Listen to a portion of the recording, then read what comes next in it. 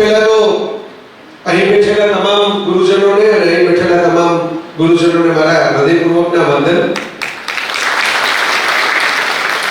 આ વંદન કરવા પાછળનું એક મહત્વનું કારણ એ છે કે 3 પેઢીથી શિક્ષણ સિવાય બીજું કાંઈ જ આવ્યું નથી. મારા દાદા જે છે એ હાઈસ્કૂલના પ્રિન્સિપાલ હતા ત્યાં સૌરાષ્ટ્રની અંદર બગસરા નામના ગામમાં, જીવાભાઈ વસાવા. મારા પિતા કોલેજની અંદર ભણાવતા અધ્યાપક, માતા અધ્યાપક મંદિરની અંદર ગૃહમાતા, જેને મને ઘરે ભણાવવા માટે, હવે તો બહુ જાણીતી વાત થઈ ગઈ છે, ઘણા પરિચયોમાં બોલે પણ છે લોકો કે એમણે આજીવન સોનું ન પહેર્યું, પણ એવી પ્રતિજ્ઞા લીધી કે હું સોનું નહીં પહેરું, પણ એક સોનાના ઘરેણાનું ગૃહિણીનું બજેટ હોય એટલા પુસ્તકો ભેગા કરીશ તો મારો છોકરો છે એ બધું વાંચે અને આજે એને કારણે હું સોનું પહેરી શકું છું અને દુનિયાએ ફરી શકું છું. એટલે એમાં એનું પણ કામ તો એ શિક્ષણનું, જે નોકરી એને છોડી અને મને ભણાવવા માટે કામ શરૂ કર્યું. એટલે આજીવન આમ જુઓ તો તપસ્યા કરી. મેં એકમાત્ર નોકરી કરી જીવનમાં, એ કોલેજમાં ભણાવવાની. હું કોલેજમાં અધ્યાપક હતો. પછી સેલ્ફ ફાઇનાન્સ કોલેજનો યુગ આવ્યો એટલે એક વર્ષમાં અમારા ટ્રસ્ટે નવી કોલેજ બનાવી, એમાં મને પ્રિન્સિપાલ બનાવ્યો. એટલે 27 વર્ષની ઉંમરે હું પ્રિન્સિપાલ થઈ ગયો. એટલે તમને ક્યાં ક્યાં દુખે છે એ મને ખબર છે. જો 5 વર્ષ આ કામ કરેલું છે. પછી 5 વર્ષ પછી મારા માતુશ્રીને કેન્સર થયું, જેમણે મને ભણાવ્યો, આટલો પ્રેમ કર્યો, એટલે મેં ત્યારે રાજીનામું આપી દીધું નોકરીમાંથી. એ કોઈ મહત્વનું કારણ મને નથી લાગતું કે ભાઈ નોકરી કરવી કે પેન્શન લેવું. મેં કહ્યું હતું કે ભાઈ અત્યારે મારી જરૂર છે. તે મને એને આટલો મોટો કર્યો તો એને તો વર્ષો આપ્યા મને, મારે તો ખાલી મહિનાઓ આપવાના છે. ડોક્ટરોએ મને કીધું હતું કે પરિસ્થિતિ સારી નથી, એટલે એ નોકરી છોડી. પણ એ નોકરી છોડ્યા પછી બીજી કોઈ નોકરી કરી નથી. એટલે પ્રેક્ટિકલી તમે જુઓ તો 3 પેઢીથી મેં કીધું આપણે એક જ જ્ઞાનના છીએ. બરાબર? શિક્ષણનું જ કામ કર્યું છે. અત્યારે હું કામ કરું છું શિક્ષણનું જ છે, ખાલી વર્ગ ફરતો જાય છે. તમે બધા એક જ વર્ગમાં, એક જ સંસ્થામાં ભણાવો છો, હું અલગ અલગ સંસ્થાઓમાં અલગ અલગ વર્ગમાં ભણાવું છું. ખાલી ભૂગોળ ફરે છે, કામ નથી ફરતું. કામ તો એ જ છે. પ્રિય મોરારી બાપુ ઘણી વખત આટલા વર્ષોથી કથા કરે છે, રામકથા, હમણાં 1000 કથા થઈ જશે, 70 વર્ષથી રામકથા કરે છે. પણ એક મુલાકાતનો વાંચેલો હતો ત્યારે બાપુને પૂછાયું હતું, બાપુ તમારી ઓળખ? તો બાપુ કે સાધુ. તો એ કે તો તમારો સ્વભાવ છે, તો તમારી ઓળખ શું હતી? તો બાપુ કે મારી ઓળખ એટલી જ છે કે હું લોક શિક્ષક છું. હું પહેલા પ્રાથમિક શાળામાં શિક્ષક હતો. એ કામ કરતા કરતા હું રામકથા કરવા માંડ્યો. એ જે કીધું ને પોથીના પ્રતાપે ક્યાં ક્યાં પૂગ્યા, એમ બાપુએ કીધું પેલી રામકથાની પોથી હતી હાથમાં લીધી, અહીં લગી પહોંચ્યા. પણ મૂળ કામ જો હું પ્રાથમિક શાળામાં કરતો એ જ કરું છું. સારું જ્ઞાન, સારા વિચાર બધા સાથે વહેંચું છું. તો વિચાર કરો, બધી જગ્યાએ વાત તો આજે આવી ઘણી ફરીને આવે છે. મેં ગયા વખતે કલેક્ટર સાહેબનો પ્રોગ્રામ હતો, એક છોટાઉદેપુરમાં કલેક્ટર મેડમ છે ગાંધીબેન, અમે આમંત્રણ પણ આપેલું. મેં તમને વ્યક્તિગત પણ જાણ કરેલી આ કાર્યક્રમ. થોડી કરતા ફરતા વાત એટલે કરું, તમારે બધાને ડોક ન રહી જાય, ત્યારના આવીને બેઠા છો. કારણ કે આ હોલ મેં જોઈ લીધો છે અગાઉ આવ્યો ત્યારે. એટલે હું અહીં આવીને વાત કરું તો થોડીક આ લોકોને શાંતિ થાય કે આપણે આમ ન ફરવું પડે. પછી અહીં આવીને વાત કરું તો અહીં બધાને શાંતિ થાય. એટલે થોડી કરતા ફરતા વાત કરીશ. અમારા કેમેરામેન મિત્રને થોડીક તકલીફ પડશે. બરાબર? તકલીફ તો કોઈ પણ પડતી જ હોય છે, એક સુધારવા બીજામાં પડે. પણ થોડું થોડું આપણે મેં કીધું એક ધામ નહીં ફરવું, ચિંતા કરતા. બરાબર? સતત આપણે દોડધામ કરવા માટે નથી આવ્યા, શાંતિથી વાતો કરવા માટે આવ્યા છે. પણ મેં યાદ કરેલું હોય આ જેમની સંસ્થા સ્વામિનારાયણ ડીએમબીએસ પ્રમુખ સ્વામી મહારાજ, તો એમનું એક વાક્ય જે શિક્ષણની વાત આવે ત્યારે મને કાયમ યાદ આવે કે એજ્યુકેશન 3 H સાથે જોડાયેલું હોવું જોઈએ. એક હેડ બુદ્ધિ, બીજું હેડ પરિશ્રમ. બુદ્ધિવાળો માણસ હોય પણ કંઈ કામ ન કરી શકે, શું કામ? બુદ્ધિ એની પાસે ન હોય પણ પાણીનો ગ્લાસે ઉપાડીને આપી ન શકતો હોય, કોઈને શ્રમ કરવાની તાકાત ન હોય તો નકામ. એટલે હેડનું શિક્ષણ તો બધા વાત કરે જ છે, પણ હેન્ડનું શિક્ષણ પણ જોઈએ. શ્રમ કરવાનું આ વિસ્તારમાં બહુ કહેવું ન પડે. તમે પ્રકૃતિ સાથે જોડાયેલા છો, તમે માટીના મૂળિયા તમારા મજબૂત છે. અમારા બધા ખોવાઈ ગયા છે શહેરોમાં. બરાબર? તમારા મજબૂત છે એટલે તમને હેન્ડનું શિક્ષણ અમારે લેવાની જરૂર છે, તમારે લેવાની જરૂર નથી. પણ તો યાદ કરું છું એ વાક્ય. અને ત્રીજું એ છે એટલે હાર્ટ, હૃદય, લાગણીઓ, સંવેદનાઓ, આસપાસ બનતી ઘટનાઓ, આસપાસ બનતી જીવન, આપણી સામે જે ઊભા છે એમની સાથે આપણી કંઈક લાગણી જોડાયેલી છે કે નહીં? ગાંધીજી બેરિસ્ટર હતા, જાણીતો ઇતિહાસ છે કે એવો તો છે કોઈને ખબર ન હોય. તો લંડનમાં ભણ્યા હતા, કોટ પેન્ટ ટાઈ બધું પહેરતા હતા, કારણ કે ફરજિયાત ડ્રેસ હતો. વકીલ બાને તો કોટ કમ્પલસરી કહેવાય, વકીલાત કરતા હતા. એમાંથી આપણે જેટલા ફોટા જોઈએ એમાં કોથળીમાં કેમ આવી ગયા?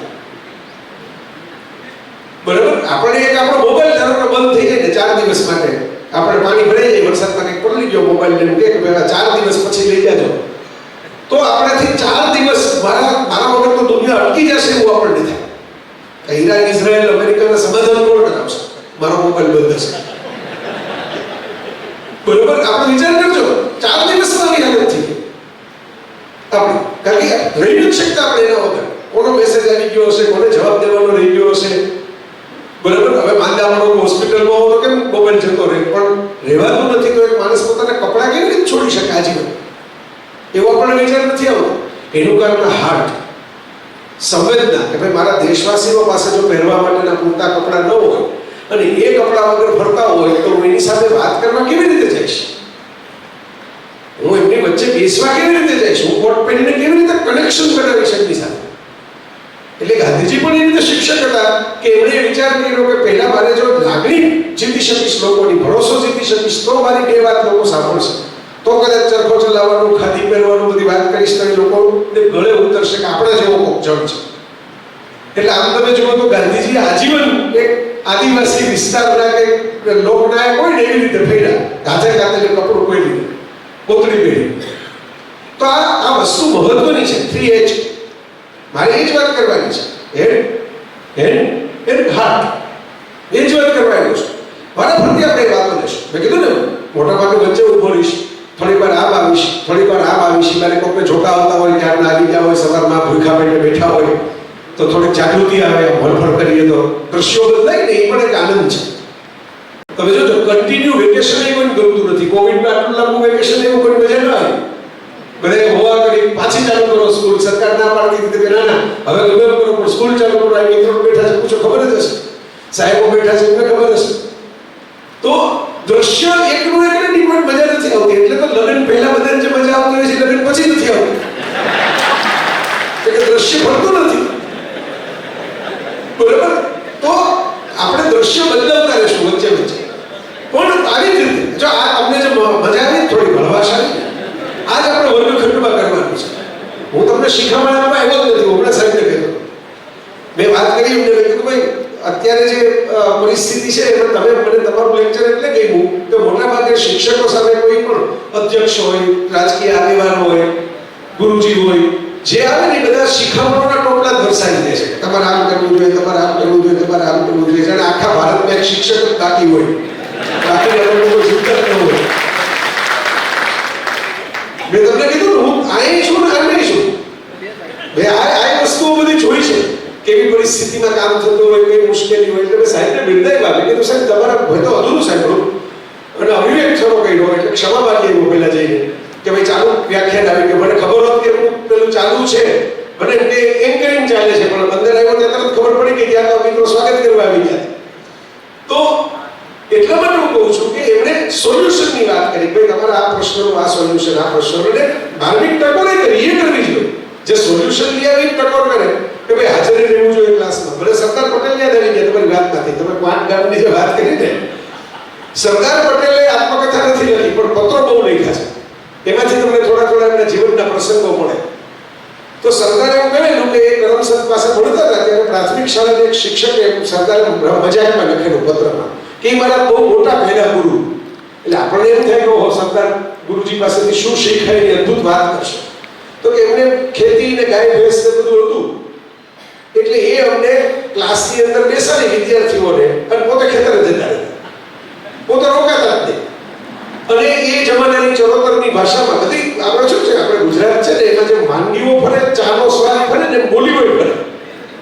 છોટા ઉદેપુરની બોલી એક હોય, મહેસાણાની બોલી એક હોય, અમારે કાઠિયાવાડની બોલી એક હોય. અને મેં કીધું ચાના સ્વાદે ફરતા જઈએ ગામે ગામ, એવું બને. તો ત્યાંની ચરોતરની બોલીમાં બધા એમ કહેતા કે અંદરો અંદર ભણી ગયો, માવો ભણી ગયો, અંદરો અંદર. એટલે સાહેબ જતા રહેતા ખેતરે, તમે અમને ભણી ગયો. તો સરદાર પટેલ એવું મોટા થઈને લખ્યું કે એ મારા પહેલા અને બહુ મોટા ગુરુ, એટલા માટે એને મને શીખવાડ્યું કે જિંદગીમાં કોઈ કોઈને કાંઈ કામ આવવાનું નથી, કોઈ કોઈને કંઈ શીખવાડવાનું નથી. એટલે આપણે જાતે જ આપણા રસ્તા કાઢવાના છે. એમાંથી મેં સરદારી શરૂ કરી, સત્યાગ્રહ. તો આ તો રમૂજની બે ઘડીની વાત છે મિત્રો, પણ સાવ એવું નથી. બહુ મોટા એક જીનિયસ બ્રેઇન તમે બધા જાણો છો, જેમ આલ્બર્ટ આઇન્સ્ટાઈન, બરાબર? ઘણી બધી શિક્ષણ સંસ્થાઓમાં વસતા કહું કે ભારતમાંથી અબ્દુલ કલામ સાહેબ વિજ્ઞાનમાં તમે એક ચહેરો બતાવો વિદ્યાર્થીઓને, અને વિશ્વમાં આલ્બર્ટ આઇન્સ્ટાઈન, બે વિજ્ઞાનીઓને એવા ચહેરા છે જે દરેક સ્કૂલોમાં દરેક શિક્ષકો દરેક વિદ્યાર્થીઓને બતાવતા હોય, બરાબર? પણ બેમાંથી એકેયના વાળ ઓળેલા નથી. જેનું મગજ ઓળેલું હોય એને વાળ ઓળવાની જરૂર નથી. એના વિખરાયેલા વાળના ફોટા છપાશે, મૂર્તિઓ બનશે અને લોકો બીજાને બતાવશે. બરાબર? તો એ આલ્બર્ટ આઇન્સ્ટાઈન, જેને બ્રેઇન ઓફ ધ મિલેનિયમ કહેવામાં આવે, આખી સહસ્ત્રાબ્દીનું દિમાગ, ખાલી શતાબ્દીનું નહીં, 1000 વર્ષમાં પેદા થયેલું શ્રેષ્ઠ દિમાગ. આ આઇન્સ્ટાઈનનું કોટેશન છે મિત્રો. એમણે વાત કરી આટલા મોટા જીનિયસ તેજસ્વી પ્રતિભા આપણા જીપીએસ વાપરીએ છીએ ને એની પાછળ એમનું શોધેલું સાયન્સ છે. નેત્રા સેટેલાઇટ નેવિગેશન ન થતું, અને હું બોલતો રહો છોટા મુદ્દે પર રાકેશભાઈ કહેતો રહો કે આટલે દૂર છું, આવી પહોંચ્યો છું. મારા રાકેશભાઈનો ખાસ ઉલ્લેખ કરવો પડે. એમણે બહુ આમ છે ને આપણે ક્રિકેટની અંદર અમુક ખેલાડીઓ હોય રાહુલ દ્રવિડ જેવા, કે તમારે આવું ભલે કરવું હોય, મારે આવું થવું જ નથી, હું તો પીચ ઉપર રહીશ જ. આટલું એવું છે. અમારે લગભગ 3-4 મહિનાથી આ વાતો ચાલતી હતી કાર્યક્રમની. મેં એક વખત એમને એમ કહી દીધું, મેં કીધું આપણે મને નથી લાગતું હવે આ સત્રમાં મેળ પડે, હવે આવતા વર્ષે હા. તો પણ એમણે આવું થવાનું સ્વીકાર્યું ને એ અડગ ટકી ગયા કે ના ના એવું હોય નહીં સાહેબ, આપણે ગમે એમ મેળ પાડી દઈશું. તો આ જો આપણે કાર્યક્રમ કર્યો પછી વરસાદ શરૂ થયો આખા ગુજરાતમાં, બરોબર? એટલે ઉપરવાળાને થયું કે આટલા શિક્ષકો ભેગા થવાના હોય તો કંઈક વરસવું તો પડશે આ ભૂમિ ઉપર. તો આ વિચાર કરજો કે એમને હું બિરદાવું છું એટલા માટે આ ખંડ છે ને શિક્ષણનો ગુણ છે. લીધું કામ મૂકવું નહીં, કરતા જાળ કરોડ એવો ભોય પડી પછડાય. બહુ જૂની કવિતા મારા મમ્મી ગાઈ સંભળાવતા, મણ તૂટે તાકડે ઉપર ચડવા જાય. જંતુઓને એટલી ખબર છે, માણસોને નથી પડતી. તમે વિચાર કરો, કીડીને તમે આમ ઘા કરીને નાખી દો ને, ખાંડનો દાણો લેવા એ પાછી ચડશે. મારી નહીં નાખો ત્યાં લગી આ 5 વાળા મંકોડા વડા આવશે ને વરસાદ પડશે એટલે, બરાબર? તમે મારી ન નાખો ત્યાં લગી એના પ્રયત્ન નહીં છોડે. માણસ હતાશ થઈને 2 વખતમાં છોડી દેશે કે હવે આને કાંઈ સમજાવવાનું નથી, આ નોકરી ગરજ કરી જાઓ. ક્લાસરૂમમાં જાય પણ એમ માને કે આ તો છોકરાઓ જેવા છે, માણા જેવા છે, આને આપણે શું ફેરફાર કરીએ? હું હંમેશા એમ કહેતો હોઉં છું મિત્રો, દરેક વર્ગખંડમાં, અને આ બહુ નિરીક્ષણ કરીને કહું છું, એમને નથી કહેતો, ઘરે બેસીને નથી કહેતો. પોતે વર્ગખંડમાં ભણેલું છે, સદનસીબે કામ જ એવું હાથમાં આવ્યું કે જેમાં અનેક સંસ્થાઓમાં, જેમ સાહેબ યાદ કરતા હતા, અમારી સંસ્થામાં આવી ગયા, અનેક સંસ્થાઓમાં જવાનું થાય. મારા સ્વભાવ મુજબ હું પાછો નિરીક્ષણ પણ કરું. સ્કૂલમાં હું ખાલી બોલીને પાછો ન આવતો રહું, ક્લાસરૂમમાં આટા મારી, લાઇબ્રેરીમાં ને એમાં બધું શું છે ચક્કર મારી ના આવું.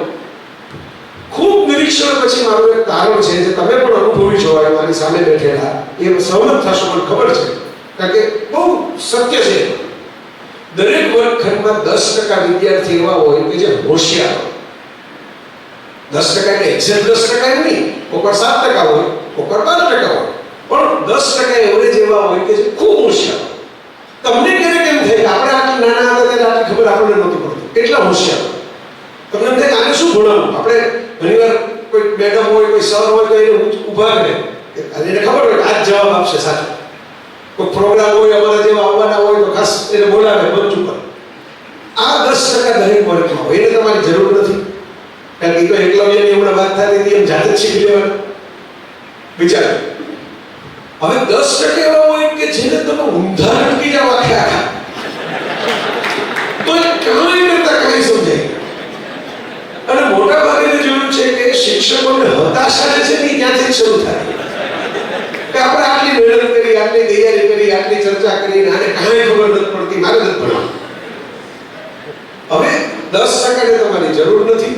10% તમે મેં કીધું એમ 100% ની 1000% ઠંડી દો તો પણ કઈ સમજવાના શીખવાના નથી. જો વરસાદ પડે તો વરસાદ પથ્થર ઉપર પડે એમાં શું ઉગે? તો માટી ઉપર પડે તો ઉગે ને.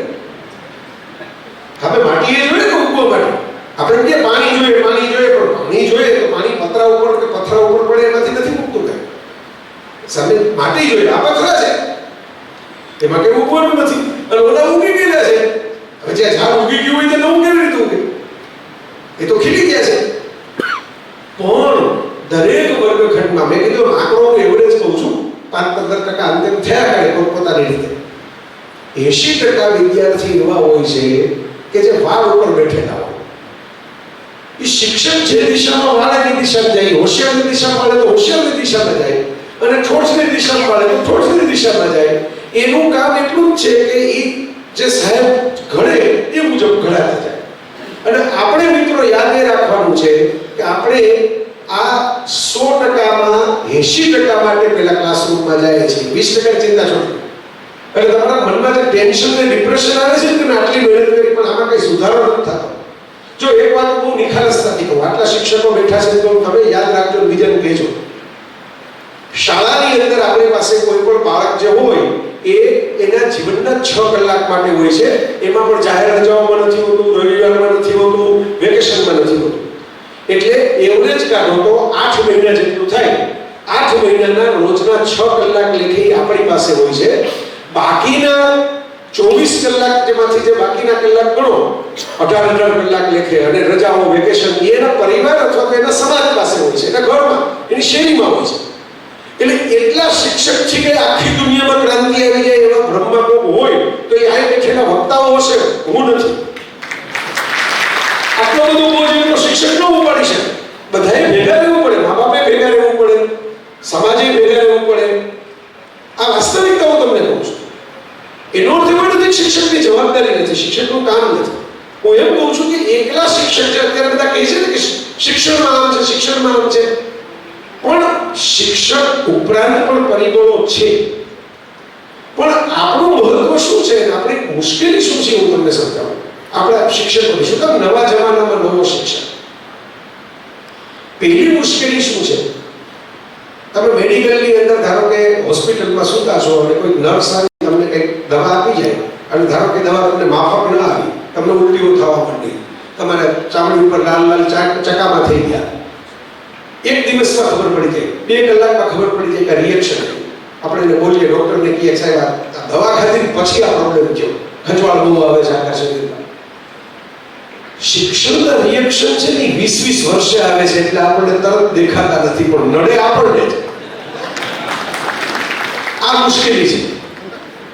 બરાબર, આપણે કહ્યું કે અમે છોટાઉદેપુરમાં મોડેલિંગ આવી ગયા ને એ 11 પહેલા આવી ગયા, પણ ત્યાંથી આ જે પટ્ટી કાપી ને આટલી વચ્ચે આ ફાટક આવે છે ત્યાંથી એ પટ્ટી કાપતા અમને 22 મિનિટ થઈ.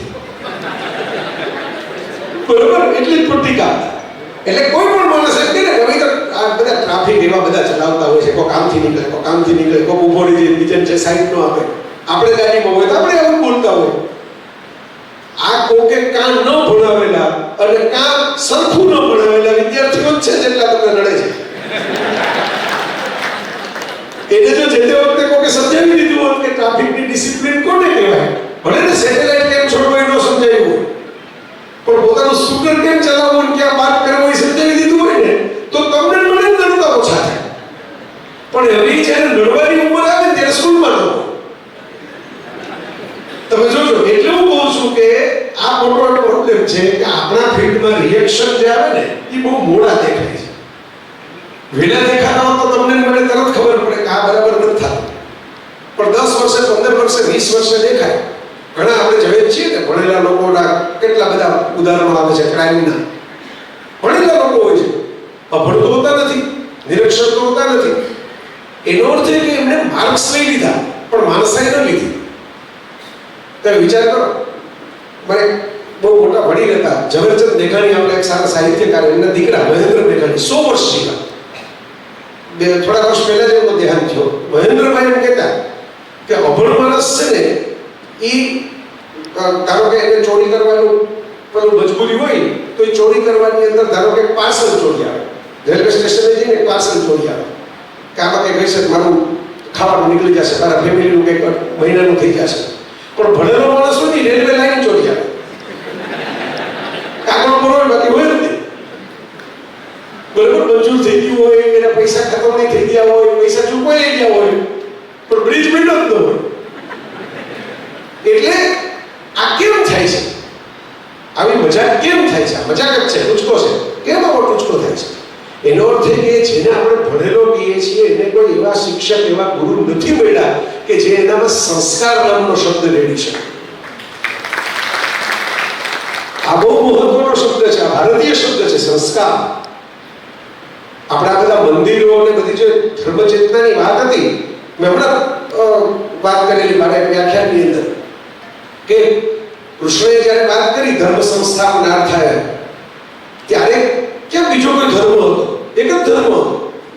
સ્વધર્મે નિધનમ શ્રેય ભગવદ્ ગીતામાં વાત કરી ત્યારે એ ધર્મની વાત ધાર્મિકતાના એંગલથી નહોતા કરતા, સંસ્કારિતાના એંગલથી કરતા હતા. જેનામાં સંસ્કાર હોય, જે બીજાનું છીનવી ન લે, જે કોઈ સ્ત્રી ઉપર અપરાધ ન કરે, એનું વસ્ત્રાહરણ ન કરે, જે પોતાના સ્વજનો છે એને અન્યાય ન કરે, જે પ્રજાનું શોષણ ન કરે, જે કોઈને દુખી ન કરે, આ બધા અધર્મો જે છે એ પરિત્રાણાય સાધુનામ વિનાશાય ચ દુષ્કૃતામ. આ જે વાત હતી આ ધર્મ માટે હતી. એટલે તમે વિચાર કરો ને, દુર્યોધન સામે પોતે ઉપયોગ કર્યો છે પોતાની બુદ્ધિનો, એવું નથી.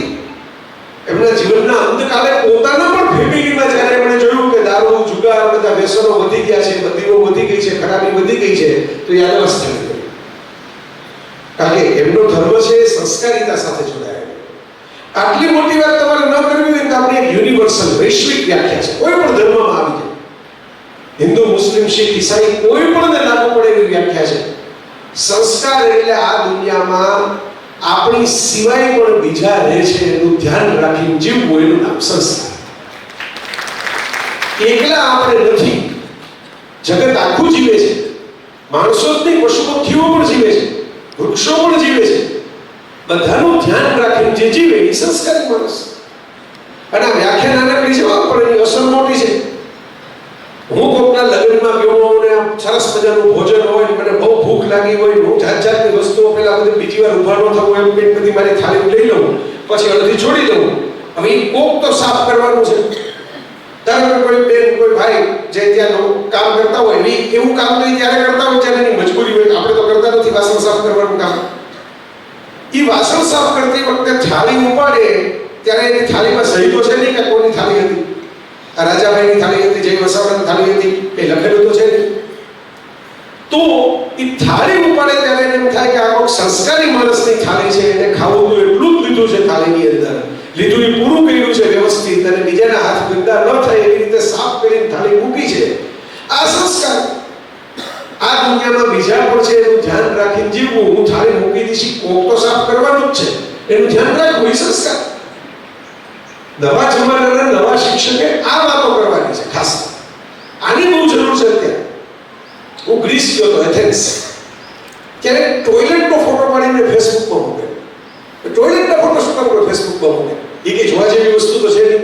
ઉલટા આપણે બે જણા ફોટો કરીને જતા રહે. ગવારના બોર્ડમાં આવો ફોટો ક્યાં જોવાનો?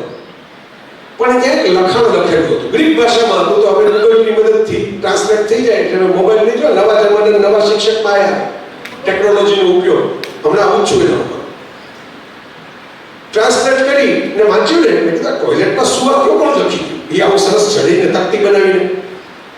તો વાક્યમાં એમ લખેલું હતું કે તમે આ પબ્લિક ટોયલેટ હતું, તમે આ દરવાજો ખોલો અને તમને પગ મૂકતા જો આ ચોખ્ખું લાગે, વ્યવસ્થિત લાગે, અંદર પગ મૂકવાનું જવાનું મન થાય એવું લાગે, આપણે ત્યાં ઘણી વખત આવું નથી થતું,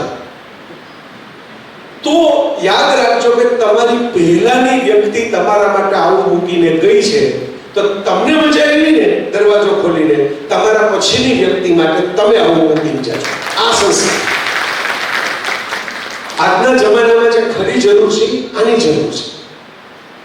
કારણ કે આપણે પેલી કેળવણી તો હવે છે ને, એઆઈ આવી ગયું, તમને ખબર છે, આપણે બધા રિપ્લેસ થઈ જવાના છીએ.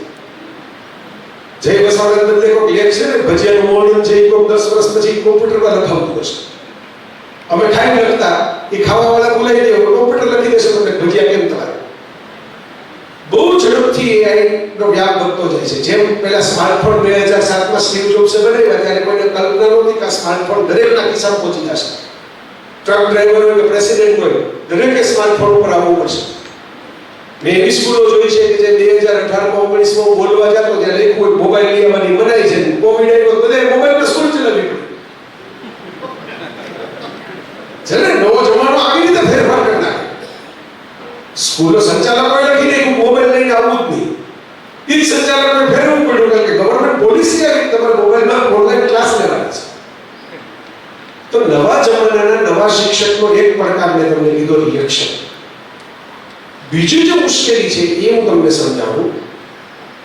તમે બધા અલગ અલગ બધા જોઉં છું કે આ સાહેબ એકદમ યંગ છે, બરાબર. અહીં ઘણા એવા બેઠા છે જે સિનિયર સિટીઝન હોય, ઘણા એવા હોય જે મિડલ એજ હોય, દરેક અલગ અલગ ઉંમરના મિત્રો બેઠા છે. હવે તમે કલ્પના કરો કે તમે શિક્ષક તરીકે નોકરી શરૂ કરી હોય તો એવરેજ ઉંમર 20 વર્ષ, 22 વર્ષ, 25 વર્ષ હોય. કોઈ વિશિષ્ટ કિસ્સામાં કદાચ કોઈ કે 40 વર્ષે, જેમ દાંડી કૂચ ગાંધીજીએ 60 વર્ષે કરી હતી, એમ કહો કે 40 વર્ષે અમરીશ પુરી એક્ટિંગ 40 વર્ષે શરૂ કરી. તેની પહેલા જુવાન અમરીશ પુરીની કોઈ ફિલ્મો જ નથી, બરોબર. તો એવું જ હોય કે કરી હોય, પણ એવું જ કાઢો તો 20 થી 25 વર્ષનો ગાળો આવે માણસ નોકરી શરૂ કરે ભણી. હવે તમે કલ્પના કરો કે તમારા ક્લાસ, ધારો કે તમારે 7મા ધોરણનો ક્લાસ લેવાનો છે અને 5 વર્ષે બાળક બેસે તો 12 વર્ષની ક્લાસની સરાસરી ઉંમર છે, એવરેજ એજ સરાસરી ઉંમર 12 વર્ષ. તમારી ઉંમર શરૂ કર્યું તમે શિક્ષણ કાર્ય 25 વર્ષ, 10 વર્ષ તમે સિનિયર થયા, પગારમાં કંઈક બે ગ્રેડ મળ્યા, ઇન્ક્રીમેન્ટ મળ્યા, કંઈ પણ જોયું પણ તમે સિનિયર થયા, તમે 35 ના થયા. ક્લાસની ઉંમર તમારા 10 વર્ષ 10 થયા તો ક્લાસ 22 નો થયો, 12 નથી, 12 નો થયો. તમે 45 ના થયા, ક્લાસની ઉંમર 12 છે. તમે 55 ના થયા, ક્લાસની ઉંમર 12 છે. શાંતિથી વિચારજો, બહુ મહત્વનો મુદ્દો છે, રોજ આપણને આ ફેસ કરવાનો સામે આવે છે. ક્લાસની ઉંમર 12 વર્ષ હોય એવરેજ, એમાં પણ એવું થાય કે તમે નોકરી શરૂ કરી ત્યારના 12 વર્ષના બાળક કરતા આજનું 12 વર્ષનું બાળક વધારે સ્માર્ટ હોય, કારણ કે એની પાસે ઇન્ટરનેટ છે, એની પાસે મોબાઈલ છે. હમણાં જ હું જોયું, મને બહુ ગમી, કડકનાથ નામની એક ફિલ્મ આવી છે, એ દાહોદના આદિવાસી વિસ્તારો પર છે. તો લખ્યું કે ભાઈ બધું આપણે ત્યાં, આપણે માની અમદાવાદ તો સિંધુ ભવન રોડ છે, કે વડોદરાનો અલકાપુરી રોડ છે, કે સુરતનો ઘોડદોડ રોડ છે, અમારા રાજકોટનો અમીન રોડ છે, આવા બધા છે. મોટી મોટી પ્રોપર્ટી હોય, 5 સ્ટાર હોટલો હોય, રેસ્ટોરન્ટ હોય, ચકચકિત કાચવાળા બંગલા હોય, આ જ ગુજરાત છે. પણ એક ગુજરાત આપણું જંગલો વચ્ચે જીવે છે, ગુજરાત આપણું તળ ગુજરાત છે, ગુજરાત આપણું આ ભૂમિનું, આ વિસ્તારનું ગુજરાત છે. એના ઉત્સવો છે, એની બોલી છે, એના રીત રિવાજો છે, એના રંગો છે, એની જીવન જીવવાની એક શૈલી છે, એના દેવતાઓ છે. એ તો ગુજરાતના 90% લોકોને ખબર નથી, બહારથી ખબર પડશે. કોઈ ફિલ્મોમાં માંડ આવી એકાદ ફિલ્મ આવે જેમાં તમને કોઈ આદિવાસી વિસ્તારની સંસ્કૃતિ કે ગીત સાંભળવા મળે, બહુ મીઠા છે કે ગીત મળે, કારણ કે એનો જે ઓરિજિનલ સાઉન્ડ હતો ને, જેમ તમે દાળ ઉપરથી સીધું ફળ તોડો અને ખાઓ એની મીઠાશ જુદી હોય, અને તમે ફ્રીજમાં રાખીને ખાઓ એની મીઠાશ જુદી હોય. તો આપણે મહત્વની વાત છે કે હવે આજના યુગની અંદર જો અત્યાર સુધી કોઈ દાહોદ વિશે વાતો કરી હોય કે જંગલ વિશે વાત કરી હોય, પણ હવે ડાંગ, દાહોદ આ બધા વિસ્તારો પર ફિલ્મો બની, લોકોને ખબર પડે, નવો યુગ આવ્યો, નવી ટેકનોલોજી આવી. તો મારા મિત્રો, જો આપણે અપગ્રેડ નહીં થઈએ, આપણે નવું જ્ઞાન, આપણે સરકાર કે અપગ્રેડ થાય એની વાત જ નથી કરતો. હું એવું કહું છું કે આપણે જો જીવનમાં અપગ્રેડ નહીં થઈએ તો આપણું રિસ્પેક્ટ લોકો નહીં કરે. નવી વાતો નહીં લઈ આવીએ, નવા વિચાર નહીં લઈ આવીએ, નવું વાંચન નહીં મેળવીએ, તો ક્લાસની અંદર આપણે પોપ્યુલર નહીં થાય. આ સમજવા જેવી વાત છે, બરાબર. દુનિયામાં જે લોકો મોટી ઉંમરે, ધારો કે અમિતાભ બચ્ચન 83 વર્ષની ઉંમરે કામ કરે છે, તો દીકરાને એટલું કામ નથી મળતું એના અડધી ઉંમરના અભિષેકને, જેટલું બચ્ચનને હજી કામ મળે છે. બીજું કામ મળે, ફિલ્મો તો આવે કે આવે, કેબીસી તો આવે જ છે, બરાબર. પણ તમે જો નિરીક્ષણ કરો તો એ કેબીસીમાં નવું અપગ્રેડેશન લઈ આવે છે. એને બદલાવાનું નક્કી કર્યું, એને પોતાનું લુક ચેન્જ કર્યો. મને યાદ છે, હું નાનો હતો ત્યારે અમિતાભ બચ્ચન જે છે એ દાઢી વગરનો લુક હતો. ઉંમર વધતી ગઈ, લોકોને એ લુક ઘણો લાગવા માંડ્યો, ત્યારે દાઢી વધારીને આખો ચહેરો ચેન્જ કરી નાખ્યો, અપગ્રેડ કરી પોતાની જાતને. જેની સાથે કામ કરતા હતા એ લોકો ગુજરી ગયા, તો નવા લોકો સાથે કામ કરવાનું શરૂ કર્યું. આ કેબીસી શું છે? નવા લોકોની ટીમ છે ને, કેબીસી વાળાનો તો જન્મ નહોતો થયો અમિતાભ બચ્ચને કામ શરૂ કર્યું ત્યારે. પણ જે લોકો અપગ્રેડ થાય છે ને એ લાંબુ ટકે છે, તમારી નજર સામે જ છે. જે નવું શીખતા જાય છે, આપણા વડાપ્રધાન છે મોદી સાહેબ, આજે ગુજરાતના જ છે, યોગાનું યોગી, તો એની ઉંમર 75 ની છે, પણ એ જે ટેકનોલોજીનો ઉપયોગ કરે છે એ જોતા તમને લાગે નહીં કે 75 નથી ગયા. 75 વર્ષે કે ઓટલા ઉપર જ બેસી ગયા. બરાબર? એ તો હજી 2047 નું વિઝન લઈને ચાલે છે. એટલે લેટેસ્ટમાં લેટેસ્ટ ટેકનોલોજી એમ ખબર હોય છે યુટ્યુબમાં શું થાય છે. આપણા ફોલોવર જ સૌથી ભારતમાં તમે કોઈ એક નામ બોલો કે જેના સૌથી વધારે ઇન્સ્ટાગ્રામમાં ફોલોવર હોય, ટ્વિટરમાં એટલે એક્સમાં ફોલોવર હોય, ફેસબુકમાં ફોલોવર હોય, તો આપણે પીએમ સાહેબ છે. હું પોલિટિક્સની વાત જ નથી કરતો, હું અપગ્રેડ રહેવાની વાત કરું છું. લેટેસ્ટ વસ્તુઓથી અપગ્રેડ રહેવાનું. બરાબર? તો હમણાં ચોકલેટ ની એ વાત કેટલું બધું આવ્યું, મેલોડી એ અપગ્રેડેશન છે ને. અત્યારે નવી જનરેશન આવી, નવી જનરેશન છે એ ખાલી ભાષણ નહીં સાંભળે, એને થોડીક મસ્તી એ જોઈએ, એટલે થોડુંક મોજે કરાવવી પડે. તો આપણે મોજ કરાવીએ, વિદેશ પ્રવાસ કરાવીએ, થોડીક મજા કરાવીએ. એમને નહીં ખબર હોય, એમને ઘણી બધી વિચક્ષણ બુદ્ધિ છે, એમને નહીં ખબર હોય કે લોકો આની જોબ કરશે. એમને જાણી જોઈને કરી જોબ કે ચાલો એ બને થોડીક હળવાશ રહે, બધું ટેન્શનમાં ન જીવવાનું હોય. આ સમજવાનું છે અપગ્રેડ, કે નવી વસ્તુઓ કેમ તમે લઈ આવો, અંદર નવું અપગ્રેડેશન કેમ કરો. આપણા સર્વાઈવલ માટે છે. આ જય વસાવડા કે છે એટલે નથી કરવાનું. આપણું અસ્તિત્વ ખતરામાં છે. ટૂંક સમયમાં એવો સમય આવી જશે કે 3D આખું ગ્રાફિક ભણાવવું હશે. મારે એ ચાલીને નહીં ભણાવવું પડે. હું રાકેશભાઈ એમ કહીશ કે તમે સેટઅપ કરો, હું મારી ઘરેથી બોલું છું, તમે અહીં હું ચાલતો ભણતો હોઉં ને એવું તમારે વિઝ્યુઅલ આવશે. 3D પ્રયોગો તો ચાલુ જ છે. બરાબર? હું તો કહું છું એનાથી આગળનો સમય આવશે. તમે જય વસાવવાનું શું કામ બનાવો છો? આઈન્સ્ટાઈન જ તમને ભણાવવાનો હોય. તમે બટન દબાવો તો આઈન્સ્ટાઈન ભણાવશે. તો તમે કે આઈન્સ્ટાઈને ઇંગ્લિશમાં ભણાવે, અમારે છોટાઉદેપુરમાં સમજાય નહીં. આઈન્સ્ટાઈન તમને ગુજરાતી ભણાવશે. ગુજરાતી શું, છોટાઉદેપુરની બોલી ભણાવશે. એ તો અત્યારે ચાલુ છે. મારા અવાજમાં યુટ્યુબના વિડીયો તમે સ્પેનિશમાં સાંભળો, સ્પેનિશમાં સાંભળો, મારા જવાબ. બરાબર? તમારે હિબ્રુમાં સાંભળો, હિબ્રુમાં સાંભળો. કોઈ પણ ભાષા સિલેક્ટ કરો એટલે અવેલેબલ. એટલે તમે મારું ટ્રાન્સલેશન થઈ જાય છે. કોઈ એવું હોય સારું ખોટું થોડું બધું ઓછું થાય, પણ થઈ જાય. આ ફાસ્ટ મૂવિંગ ટેકનોલોજીએ જે જગત બદલાવી નાખ્યું છે મિત્રો, એની સાથે જો શિક્ષક તાલ નહીં મિલાવે તો વિદ્યાર્થીઓ કંઈ ગુમાવવાનું નથી. આપણે નોકરીની આવક ગુમાવવાની છે, આપણે પગાર ગુમાવવાનો છે. કારણ કે કોઈ પણ આપણે એમ કહીએ ને કે શિક્ષણ એક ધંધો થઈ ગયું છે, ફેક્ટરી મોડેલ. હું તો કહેતો હોઉં છું ફેક્ટરી મોડેલ થઈ ગયું. બરાબર? બધા એક સરખા ફેક્ટરીમાં કેમ હોય, બધા ખોખા એક સરખા રહેવા જોઈએ, બધાનું માપ એક સરખું રહેવું જોઈએ. ટેસ્ટિંગ કરો, સાબુની ફેક્ટરી હોય તો બધા સાબુ એક જ સરખા કટ થવા જોઈએ, એક જ સરખું લીસા હોવા જોઈએ. અત્યારે આપણે શિક્ષણનું ફેક્ટરી મોડેલ કરી નાખ્યું. આપણે બધા ફોરમેન છીએ, સુપરવાઇઝર છીએ, મેનેજર છીએ, પણ છે તો કારખાનું. આવું બોલીએ છીએ કે ધંધો થઈ ગયો, આ થઈ ગયો. તો ધંધાનો સાદો નિયમ છે પ્રોફિટ મેક્સિમાઇઝેશન. જ્યાં નફો વધારે હોય ત્યાં ધંધો જતો રહે. તો આટલા બધા શિક્ષકો રાખીને પગાર આપવો હોય તો ખોટો સોદો છે. તો ધંધો તો તરત જતો રહેશે મશીનમાં, ટેકનોલોજીમાં. તો હું તો તમને એમ લાગશે કે આ ભાઈ બીવડાવી નહીં ખાવા, એના માટે આપણે રાહ જોઈતી એટલી સરળતા બેસીને. ના, હું તમને એનું સોલ્યુશન આપું છું, ખાલી પ્રોબ્લેમ આપવા નથી. મારે સોલ્યુશન આપવું છે.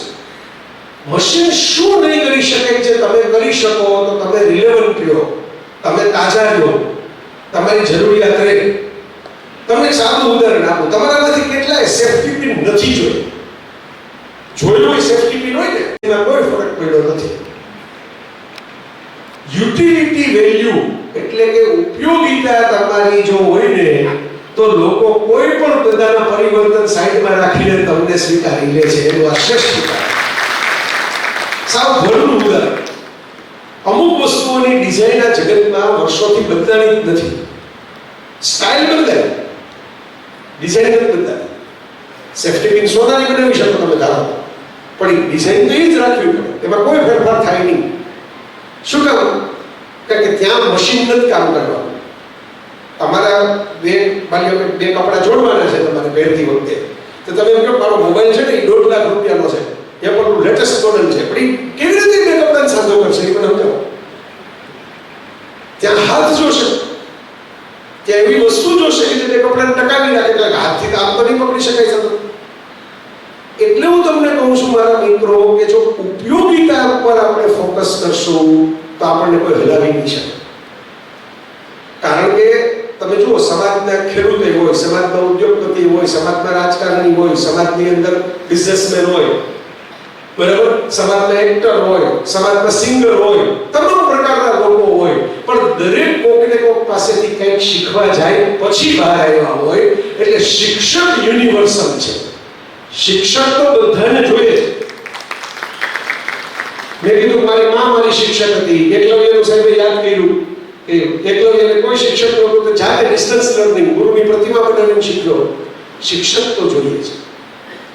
હવે શિક્ષક કેવા યાદ કરવામાં આવે લાંબા ગાળે? ઘણી બધી ગુજરાતમાં એવી સ્કૂલો છે કે જેનું નામ સાંદીપની છે. બરાબર, આ સાંદીપની એક શિક્ષક હતા, કૃષ્ણના શિક્ષક. મહાભારતમાં બે શિક્ષક મોટા, એક દ્રોણાચાર્ય, બીજા સાંદીપની. દ્રોણાચાર્યનું રિસ્પેક્ટ છે, એના નામના એવોર્ડ પણ છે. પણ સામાન્ય સંજોગોમાં આપણે ત્યાં સાંદીપની નામ જેટલું ફેમસ થઈ ગયું છે સ્કૂલોમાં, એટલું દ્રોણાચાર્ય સ્કૂલ નથી થયું. એકલવ્ય સ્કૂલ છે, દ્રોણાચાર્ય સ્કૂલ નથી. તો એકલવ્યને ગુરુ હતા, બોલો, એક પ્રકારના માનસ ગુરુ હતા, તોય નથી. કેમ નથી? આનો પ્રશ્ન આવો થવો જોઈએ ને, કેમ નથી? એટલે હું હસતા હસતા એમ કહેતો હોઉં છું કે દ્રોણાચાર્યએ શિક્ષણ શરૂ કર્યું ને પ્રીમિયમ કેટેગરી માટે કર્યું, રાજકુમાર ઉપલા લેવલ. અને એના માટે હતા જ રાજદરબારમાં, એટલે તો લડવું પડ્યું. પોતે જાણતા હતા કે અર્જુન સાચો છે, પાંડવો સાચા છે, એના વાલા હતા એ શિષ્યો, પણ પગાર કોનો ખાતા હતા? પગાર તો ધૃતરાષ્ટ્ર દુર્યોધનનો ખાતા હતા. એટલે શકુનિએ કહી દીધું, ભાઈ તમારે અમારી બાજુ લેવાનું છે, એને જ જતા રહેવાનું. મરી જાવ મરી જાય, પણ અમારી ભેગા મરી જાય. બરાબર, આ તો હકીકત છે. તમને રૂપિયા મળે એમાં જેની સહી થતી હોય કે તમારે કરવું પડે. આ વાસ્તવિકતા છે. તો જીવનની વાસ્તવિકતા કહું છું. દ્રોણાચાર્ય જમાનામાં હતી, આજના જમાનામાં છે. તો મારા મિત્રો, દ્રોણાચાર્યના નામ ઓછા એટલે લેવાય છે કે એમણે માત્ર રાજકુમારો સાથે કામ કર્યું અને સિંહાસનને વફાદાર કર્યા. એમના કારણો હતા, છે મહાભારતમાં બધી લાંબી કથાઓ છે. એમના મિત્ર દ્રુપદ પાસે દૂધ માંગવા ગયા હતા, દ્રુપદે અપમાન કર્યું. એમાં એમના મનમાં ગાંઠ મારી દીધી કે હું આનાથી વધારે મોટો થઈને બતાવીશ. એટલે તો ગુરુ દક્ષિણા માંગવાની આવી ત્યારે વેર માન્યો. એમને નથી જતા રહ્યા. કૃષ્ણએ બધાનો ન્યાય સરખી રીતે જ કર્યો છે. તમને તે ગુરુ દ્રોણને શું કામ અંત કરાવી દીધો? એને જીવતા રાખ્યા હોત તો અશ્વત્થામાં જીવતો રાખ્યો, દ્રોણને શું કામ ન રાખ્યા?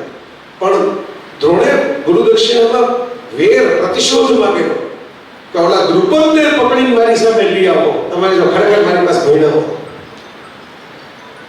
સાંદીપની ઋષિ છે ને, એ પ્રીમિયમ કેટેગરી વાળા ઋષિ હતા. તો કૃષ્ણએ પોતે સિલેક્ટ કર્યા હતા મારે આમની પાસે ભણવા જવું છે. પણ ત્યાં તો ગરીબ સુદામે ભણતો હતો. જેની પાસે પહેરવા ઓઢવાના કપડા ન હોય એવા વિદ્યાર્થી ભણતા હતા. ગુરુજી પાસે કોઈ 5 સ્ટાર વાતાવરણ હતું નહીં, કોઈ સ્ટેટ ફંડિંગ હતું નહીં. તો ગુરુજી જે છે એ તો ભણાવતા હતા સામાન્ય ઝાડની નીચે, અને એમાં જ વરસાદ પડ્યો, છોકરાઓ ખોવાઈ ગયા, દીવો લઈને ગુરુ ગોતવાય નીકળે.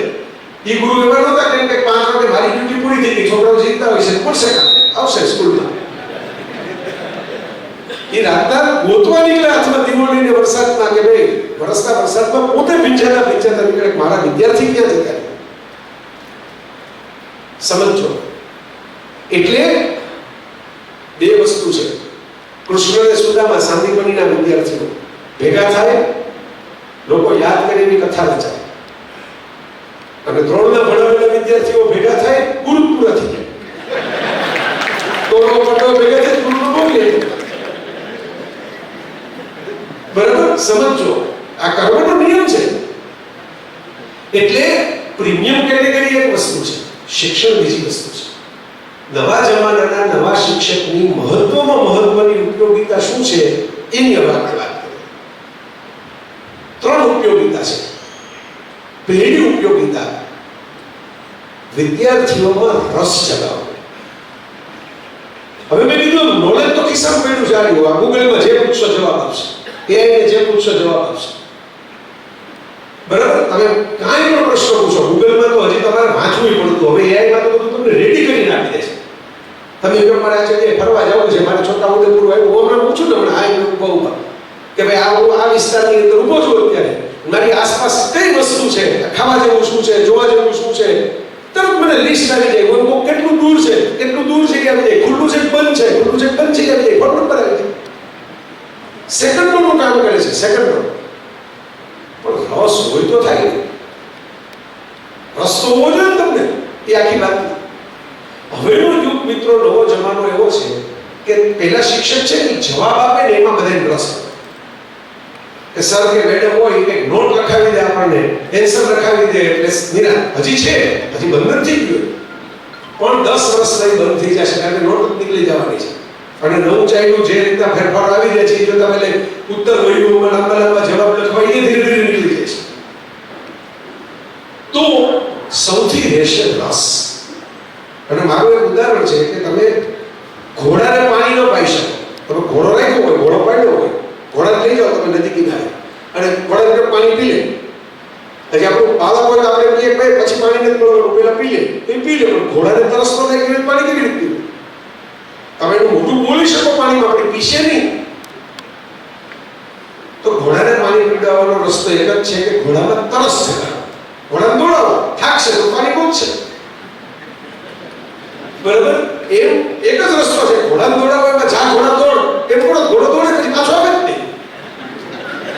એટલે આપણે ભેગા દોડવું પડે ઘોડાને, એટલે પાછો લઈ આવવાનો છે. એટલે આપણી આસપાસ જે બધા અશ્વો છે આપણા વિદ્યાર્થી રૂપી, બરાબર, એને દોડાવશો તો એ દર્શ્યા થશે, પણ ભેગા આપણે દોડવું પડશે. આપણે ખુરશી નાખીને બેઠા રહીએ, એ દોડી દોડીને પાછા આવે તો એવું માનતા નહીં કે પાછા આવે, તમારી ખુરશી ખેંચી જશે. આ રસ જગાડવો એ બહુ મોટી ચેલેન્જ છે આજના જમાનામાં. અને કેમ જાગે? તમે મને પૂછો કેમ જાગે? કોઈ પણ તમે કહો ગણિત છે, ત્રિકોણમિતિ, sin θ + cos θ = tan θ. શિક્ષકોએ જાણ્યું છે, ઘણા શિક્ષકો તો એટલે જ શિક્ષક થયા છે કે એમને ભણતી વખતે માર્ક નહીં આવ્યો, નહીં તો ડોક્ટર થવાના. પણ પછી એમાં 5-10 માર્ક ઓછા થઈ ગયા બે પેપરમાં, એટલે એમ થયું કે હવે એન્જિનિયર નથી થવું, ડોક્ટર નથી થવું, આપણે BA, BCom, BSc, MBA, MA, BEd, જે એડમિશન મળે એ કરી નાખ્યું. આમ બોલીએ ને મજા નથી આવતી. sin θ + cos θ = tan θ. કઈ સમજાતું નથી, ગોખવું પડે છે. એટલે આપણે બહુ ખબર પડે છે ક્લાસમાં.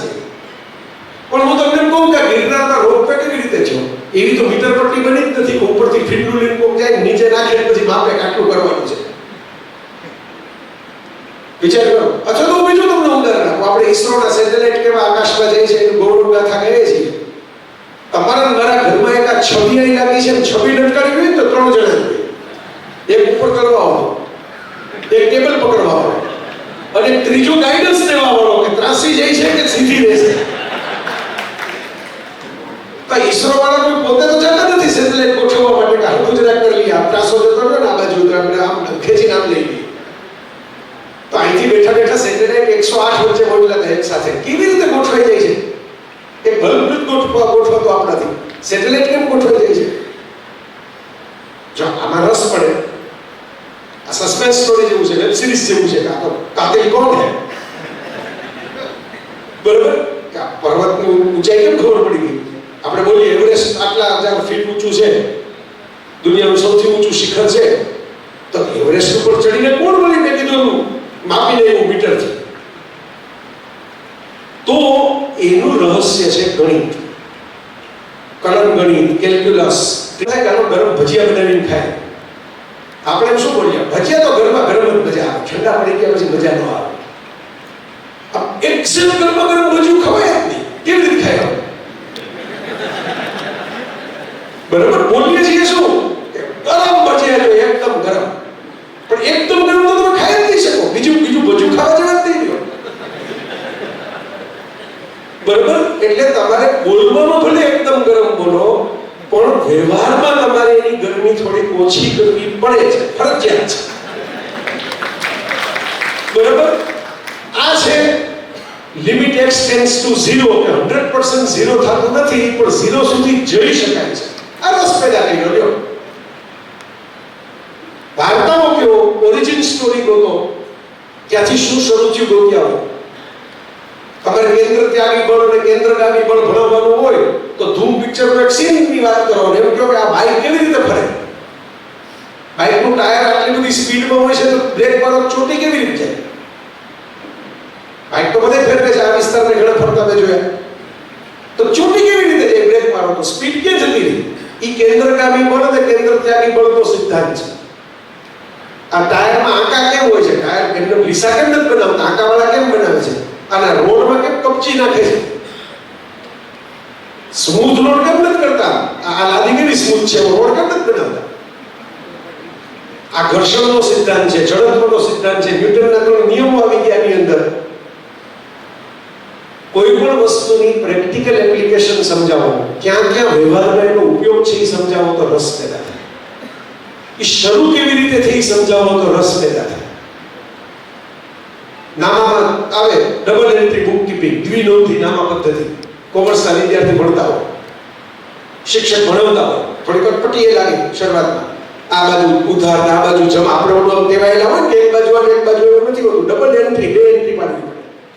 પણ એટલા માટે ઇટાલીમાં શરૂ થઈ હતી કે ત્યારે તો ભૂલ પકડવા માટે કેલ્ક્યુલેટર નહોતું, કોમ્પ્યુટર નહોતું, તો ભૂલ કેમ ખબર પડે? હિસાબમાં કરી હોય તો 2 એન્ટ્રી સામસામી પાડો ને હિસાબ સામસામો સરવાળો ભેગો ન થાય એટલે ખબર પડી જાય કોઈ જગ્યાએ આપણે લખવાનું ભૂલી ગયા અથવા આપણો ખોટો લખો. મશીન નહોતા ત્યારે માણસ પોતાની ભૂલ પકડી શકે હિસાબમાં, રૂપિયા લેવા દેવામાં. એટલે ડબલ એન્ટ્રી, દ્વિનોંધી નામા પદ્ધતિ. આવું કેવું તો સામો માણસને કંઈક રસ પડે, બહુ આ કંઈક વિશિષ્ટ છે. તો રસ પેદા કરવા માટે બીજું કોઈ સાયન્સ નથી મારા મિત્રો. આપણે થોડુંક વાંચવું પડે. હું ખાલી વાંચવાનું નહીં કહું. એક જમાનામાં કહેતો, હવે યુટ્યુબના કેટલા વિડીયો આવી ગયા, કેટલું જ્ઞાન ઠલવાય છે મફતમાં. શું શું છે, કેમ ચાલે છે, એનું રહસ્ય શું છે, એનું કેટલું બને, ક્યાંથી શું આવે. સમાચાર આવે છે, કોઈક સમાચાર બહુ વાયરલ થયા તો એની પાછળ શું શું વિજ્ઞાન છે, એની પાછળ શું શું ગણિત છે, બધામાં સ્ટોરીઓ છે. હવે વાર્તા છે ને માણસને રસ પાડે છે. વેબ સિરીઝમાં લોકો વાર્તા ગોતતા હોય છે, ટીવી સિરિયલમાં ગોતતા હતા, ફિલ્મોમાં ગોતતા હોય છે, કથામાં ગોતતા હોય છે. વાર્તા મનુષ્યનો સ્વભાવ છે કે એને રસ પેદા કરે. દુનિયાના કોઈ પણ ખૂણે જેટલી તમે ક્લાસરૂમમાં વધારે સ્ટોરી ટેલિંગ કરશો, સ્ટોરી ટેલિંગ ઘરનું નહીં, વિષયને મુજબનું, વિષયને વાર્તામાં ફેરવશો એટલો વિદ્યાર્થીને રસ પડશે. આ નિયમ 1, નવા જમાનાના નવા શિક્ષક. નિયમ 2, રસ પેદા કરવા જેટલી મહત્વની વાત છે ઇમોશનલ કનેક્શન, લાગણીનો સંબંધ બનાવો. એટલે હસતા હસતા કાયમ કહું કે હેતુબંધ નહીં, સેતુબંધ બનાવો. હેતુબંધ શું? કે આ વિદ્યાર્થી આવે છે, એના બાપુજી પાસે મોટો ફ્લેટ છે, એ આપણે ભાડે રાખવાનો છે, એટલે આને જો સરખી રીતે સાચવશું તો એના બાપા પાસે ફ્લેટનું ભાડું ઓછું કરાવી દેશું. આ હેતુબંધ છે. પણ પેલા વાનરોને કાંઈ ફાયદો નહોતો. એને કઈ કિષ્કિંધામાંથી કોઈ ઉપાડીને નહોતું લઈ ગયું. પણ રામ છે એ સારા અને સાચા માણસ છે, એને મદદ કરવા માટે આપણે મરી જવું પડે તો મરી જવાની તૈયારી છે. એ સેતુબંધ બનાવ્યો તો અમર થઈ ગયા. આજે હનુમાનના મંદિર રામ કરતા વધારે છે આ દેશમાં. કારણ કે હનુમાનજીએ હેતુબંધ નહોતો બનાવ્યો, હનુમાનજીએ સેતુબંધ માટે કામ કર્યું. મને ફાયદો થાય એટલે કામ નહોતું કર્યું, સામાવાળાને ફાયદો થાય એના માટે કામ કર્યું. તો સેતુબંધ. હવે લાગણીનું શું કામ તમને આટલું કહું છું? આપણે વિદ્યાર્થીઓને લેસન વિશે તો ઘણું પૂછીએ છીએ, પણ એને જીવનમાં શું થાય એમાં કેટલો રસ લઈએ. લાગણી ત્યારે બંધ થાય. તમને મને કોઈક આપણે એક સ્ટેટસ મૂકીએ ફેસબુકમાં, ઇન્સ્ટાગ્રામમાં, કોઈ પૂછે ફોન કરીને કે કેમ આજે આવી કવિતા મૂકી, મૂડ બરાબર નથી, માંદા પડી ગયા છો, કેમ આવો ફોટો મૂક્યો? આપણે એમ થાય વાહ, આને મારી કદર છે, આને મારી નોંધ લીધી, આને ચિંતા છે હું ક્યાં છું, શું કરું છું. તરત મનમાં એવો ભાવ આવે. આવી ચિંતા થોડીક આપણા ક્લાસરૂમની કરવાની આપણે જરૂર છે. આપણા ઘરના સ્વજનોને તો આપણે કરીએ, પણ ક્લાસરૂમની કરવાની આપણે જરૂર છે. હું તમને સાચું બનેલું ઉદાહરણ આપું. ગુજરાતના એક બહુ મોટા લેખક જે પોતે પાછા મેડિકલના ડોક્ટર છે, બેસ્ટ સેલર લેખકોની યાદીમાં જેમનું નામ આવે એનું નામ છે આઈ.કે. વીજળીવાલા. આઈ.કે. વીજળીવાલા સાહેબ ભાવનગરમાં છે, બહુ સારું લખે છે, પ્રેરણાત્મક પુસ્તકો લખે છે, બાળકો માટેના પુસ્તક લખે છે અને બહુ પ્રતિષ્ઠિત ડોક્ટર છે. એમણે એમના સ્મરણો લખ્યા છે ને એમાં આ સ્મરણ કથા લખી છે. એમણે એમ લખ્યું કે અમે ગરીબ કુટુંબ, ગામમાં અમારું મકાન નહીં, અમારું મકાન આપણે ઘણીવાર આ વિસ્તારમાં પણ આવી કથાઓ રચાતી હશે એટલે હું ખાસ યાદ કરી રહ્યો છું. અમારું ગામમાં મકાન નહીં, અમારું ગામની બહાર ઝૂંપડું. અને મારા પિતા પસ્તી જોખવાનું કામ કરે, ભંગારવાળાનું જે કામ હોય ને, પસ્તી લઈ આવે ગામમાંથી, એ જોખવાનું, એમાંથી જે 2-5 રૂપિયા મળે પણ અમારા મા બાપને એમ થયું કે આપણે તો જિંદગી આમાં ગઈ, આ છોકરા એક દીકરો એક દીકરી હતી એને ભણાવી. દીકરી તો ભણવામાં હોશિયાર હતી. શરીફાબેન વીજળીવાળા સુરતના પ્રોફેસર છે, કદાચ તમે નામ સાંભળ્યું હોય ગુજરાતી સાહિત્ય. દીકરો ઘણી વખત એવું બનતું હશે, તમારે બનતું હશે ક્લાસરૂમમાં, દીકરીઓનું ફોકસ વધારે હોય, છોકરાઓ બીજી બધી પ્રવૃત્તિમાં હોય ને તેનું ફોકસ ઓછું હોય. છોકરો છે એને ભણવામાં જરાય રસ ન પડે. આજે આવડો મોટો લેખક, આજે આવડો મોટો ડોક્ટર, ભણવામાં કાંઈ રસ ન પડે. ઘરે છોકરું, ઘરમાં કોઈ એવું ફાટેલા કપડા પહેરીને જવાનું સ્કૂલે કઈ સમજાય નહીં, કારણ કે મા બાપ ભણેલા નહીં, મા બાપ કઈ ઘરે કાઢી આપી ન શકે, એટલે બધું ઉપરથી જાય, જે કઈ હોય બધું જાય એમને. તો એ જમાનામાં તો શિક્ષકો મારી શકતા હતા, એટલે શિક્ષકો પૂછે કે આવડે નહીં એટલે બે ધોલ મારે, પછી બે ધોલ મારે, ઘરે આવે, ઘરે પૂછે કેમ આવું મોટું થઈ ગયું, કોણે માર્યો? તો કે સાહેબે માર્યો. શું કામ સાહેબે માર્યો? તો કે આવ્યું નહીં એટલે માન બાપ બે ધોલ મારી, બીજી મારે. એમણે એમના સ્મરણોમાં લખ્યું છે કે ધીરે ધીરે મારા મગજમાં એવી છાપ પડી ગઈ, ભણવું એટલે માર ખાવો. એકડો બગડો આ તે કાંઈ નહીં, કવિતા નહીં, વાર્તા નહીં, ઇતિહાસ નહીં, ભૂગોળ નહીં. ભણવું એટલે શું કે સ્કૂલમાં લોકો ધોકાવે, ઘરે લોકો ધોકાવે, અને ભણવાની પ્રક્રિયા કહેવાય. એટલે કે પછી છે માણસ હંમેશા કહેવાય છે, તમે જોજો કોઈ પણ પરિસ્થિતિથી કહેવાય છે. આપણે બધા તેના ઉદાહરણ જ છીએ, બરાબર. ઘરે રહેવાનું હતું કોવિડ વખતે, ઘરે રહેવાથી કહેવાય ગયા. બહાર નીકળવાનું છે, બહાર નીકળવાથી કહેવાય ગયા. માણસ જે સિચ્યુએશન આવે એનાથી કહેવાય. કે હું તો ટેવાઈ ગયો હતો, આ ધક્કા મારી મા બાપ મોકલે એટલે જવાનું, માર ખાવાનું, પાછું આવવાનું. ઘરે પાછળ મોટ ધ્રોપ તો ઘરે ન મારે, પણ કોકની મારે એટલે ઘરે માર ખાય, પાછું સ્કૂલે જઈને માર ખાવાનું. એમાં એક અમારે એક નવા ટીચર મેડમ આવ્યા, યંગ હતા, જુવાન હતા, સરસ તૈયાર થઈને આવ્યા. બધા છોકરાઓ જોયું કે નાના નાના બાળકો હતા, કાંઈક નવા મેડમ આવ્યા છે. એટલે આપણે લખ્યું છે કે ભાઈ મારું તો સિમ્પલ લોજિક હતું કે નવા મેડમ કંઈક નવી રીતે મારશે. આટલા મેડમ ફૂટપટ્ટીથી મારતા, ડસ્ટર લઈને મારશે, બરાબર. નવા મેડમ છે એટલે આપણા નસીબમાં શું લખેલું છે? માર ખાવા. કારણ કે આપણે આવડતું છે નહીં, આ જે કંઈ બોલે છે એ સમજાતું નથી, એ શું બધા કરીને જતા રહે છે ખબર નથી પડતી. એટલે મેડમ નવા આવે, જૂના આવે, આપણો અચાનક છે. પછી કેમિસ્ટ્રીમાં આવે ને કોન્સ્ટન્ટ, આપણે માર ખાવાનો અચાનક છે. એટલે હું તૈયારી કરીને બેઠો હતો, ખાલી એટલું જ કુતૂહલ હતું કે નવા મેડમ કેવી રીતે મારશે, કાનની નીચે મારશે, માથા ઉપર મારશે. તો મેડમે આવતા એમ કીધું કે આજે હું તમને ભણાવવાનું નથી. એટલે પેલા બધા છોકરા બહુ રાજી થયા. હાશ, બહુ સારા એક ચિંતક છે ગુણવંત શાહ, તો ઘણી મોટી ઉંમરના છે વડોદરામાં. એમણે એકવાર અમને કીધું કે સ્કૂલ છૂટે ત્યારે છોકરાઓને જે હાશકારો થાય છે ને, જેલમાંથી છૂટ્યા હોય એ તમે જો બંધ કરાવી દે તો તમે શિક્ષક સાચા. એને થવું જોઈએ ખબર, નિરાશ થવા જોઈએ કે આ પાછું પૂરું થઈ ગયું, બસ 5 કલાકમાં પણ ઘરે જવાનું કીધું, એના કરતા હજી 2 કલાક રોકાવું છે.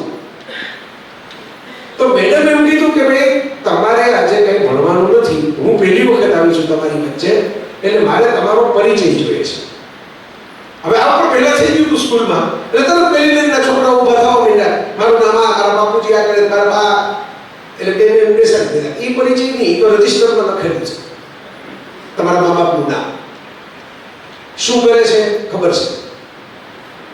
તમને ક્યારે રડવું આવે છે, તમને ક્યારે હસવું આવે છે, ચાકરીની વાતો. વીજળીવાળા સાહેબે લખ્યું છે કે જીવનમાં પહેલી વખત કોકે મને પૂછ્યું કે તમને શું થાય છે એની વાત કરો.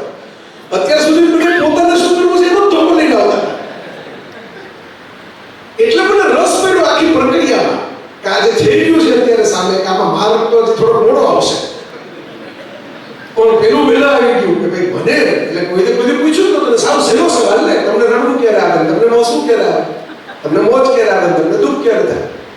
છોકરાઓ થોડા ગુંજાણા કે જી એટલું બધું તૈયારી કઈ હતી નહીં, મગજમાં કોઈ લેખકો તો હતા નહીં, પણ આવડે એવા જવાબ આપ્યા. અમને આમલીના કાતરા તોડવા જાય બહુ રસ આવે, નદી ધુબાકામાં જઈએ બહુ મજા આવે ને, અમારા દાદા ગુજરી ગયા તો બહુ મને દુઃખ થયું, એમાં બહુ રડવું આવ્યું હતું. આવું બધા છોકરાઓની બુદ્ધિ મુજબના જવાબ એ લોકોએ દીધા, બરાબર. હું એ કે ચૂપચાપ ઊભો રહ્યો, મારો વારો આવ્યો ને, કારણ કે ખબર હતી કાંઈ પણ બોલો પરિણામ નિશ્ચિત છે, બરાબર. એટલે મેં કીધું કેમ ભાઈ તને કેમ હસવું ક્યારે આવે, રડવું ક્યારે આવે? એટલે એને એમ કીધું કે ભાઈ મને કાંઈ આવડતું નથી, મને કઈ જવાબ દેતા નથી આવડતું, મને કઈ આવડતું નથી, મને ખબર જ નથી પડતી આ બધું શું ચાલે છે. એટલે બેને એમ કીધું એવું તો હોય નહીં, તને એટલી ખબર તો પડે જ છે પણ ખબર નથી પડતી, આ તો બહુ મોટી ખબર છે. તું જાહેરમાં ઉભો થઈને બોલી છે કે મને કઈ ખબર જ નથી પડતી બેન શું ચાલે છે, મને ભણતા આવડતું જ નથી, તો તને એટલી તો ખબર પડી પણ નથી આવડતું, આ તો પેલું પગથિયું ચડી ગયું હતું કે મને નથી ખબર પડતી, હવે મને ખબર પાડો, બીજું અમારે ચડવાનું છે, તારે ક્યાં ચડવાનું છે. એટલે પહેલી વખત તમને રાહતનો શ્વાસ છે, હા આમાં કઈ બહાર નથી પાડવાના, આ તો વાત કરે છે. એટલે એમ કીધું કે બેન હું તો કેટલા વખતથી આવું છું, બધા અલગ અલગ રીતે માર મારે છે ને એટલે હું તો માર ખાઈને પાછો જતો રહું છું.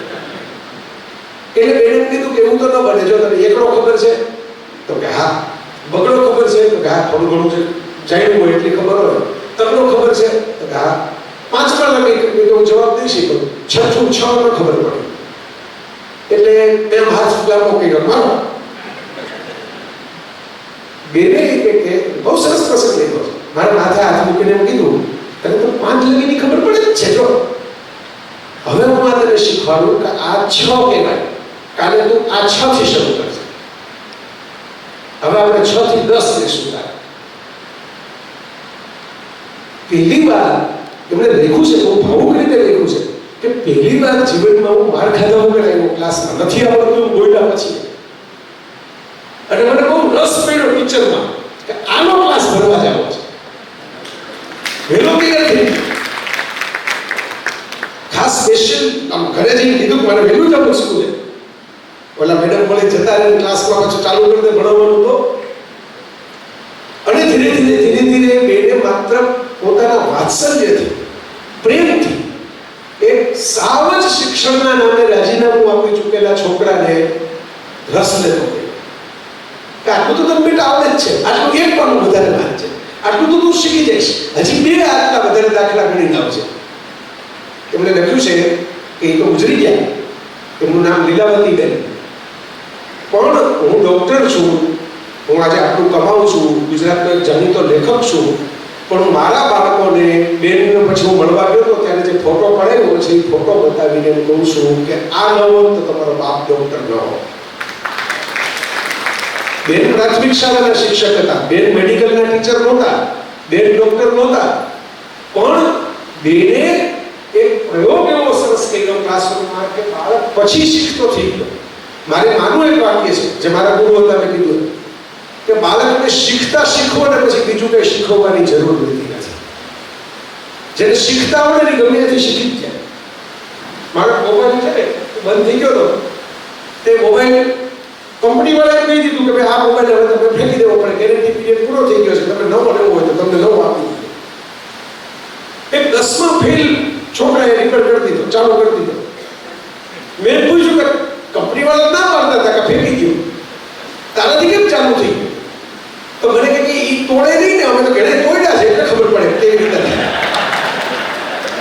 એટલે કે આમ ખોલી જોઈ મૂકી દે એટલે જે સ્ટાન્ડર્ડ આપ્યું હોય મુજબ અમે તો ખોલી તોડી નાખીએ છીએ ઘરે, એટલે ખબર પડી જાય કે આમાં શું પ્રોબ્લેમ થાય, ક્યાંથી રિપેર થાય. ટ્રાયલ એન્ડ એરર મેથડ હું ઘણીવાર કહું છું. તમે વિચાર કરો મિત્રો, આપણે જર્મનીના, જાપાનના, કોરિયાના ટેકનોલોજીની વસ્તુ ઘરમાં રાખીએ છીએ, ગાડીઓ રાખીએ છીએ, બરાબર, મોંઘી ગાડી હોય, મોંઘું એસી હોય, ફ્રીજ હોય, સ્કૂટર હોય, આ રિપેર કરવા વાળા તો આપણે જ છે ને. ખોલીને રિપેર તો કે જર્મની વાળો કરે છે, તમારું એસી જાપાન વાળો, ફ્રીજ જાપાન વાળો કરી જાય છે. એનો અર્થ એ થયો કે બુદ્ધિ ઓછી નથી આપણે ત્યાં, તાલીમ ઓછી છે, એટલે બુદ્ધિ રિપેરર અને મિકેનિક તરીકે જાય છે. તાલીમ વધારે હોય કે એન્જિનિયર તરીકે, ટેકનોક્રેટ તરીકે. બરાબર, મારી પાસે સ્વીડનની કાર છે વોલ્વો. વોલ્વો લેવાનું એક જ કે હું ચલાવતો નથી, મને આવડતી નથી ચલાવતા, આવડતી નથી. જાહેરમાં જ કહું છું તમે કોઈ દિવસ ડ્રાઇવિંગ સીટ પર બેઠો ફોટો દઈ જુઓ. અમારા સારથીનું નામ ગોપાલ છે, એટલે ઘણું ગોપાલ રથ ચલાવે એટલે આપણે ગોપે ત્યાં પહોંચી જાય છે. તો એટલા માટે હું કહું છું કે એ ગાડી શું કામ મેં લીધી કે રાત વરત આવી રીતે જેમ અહીં નીકળો મદ્રાસ આવવા માટે ટ્રાવેલિંગ કરવામાં વોલ્વો ગાડી સેફ પડે, હપ્તા ભરી લીધી છે. એવું નથી કે આપણે બેંકના પૈસા હજી હપ્તા ચાલુ જ છે.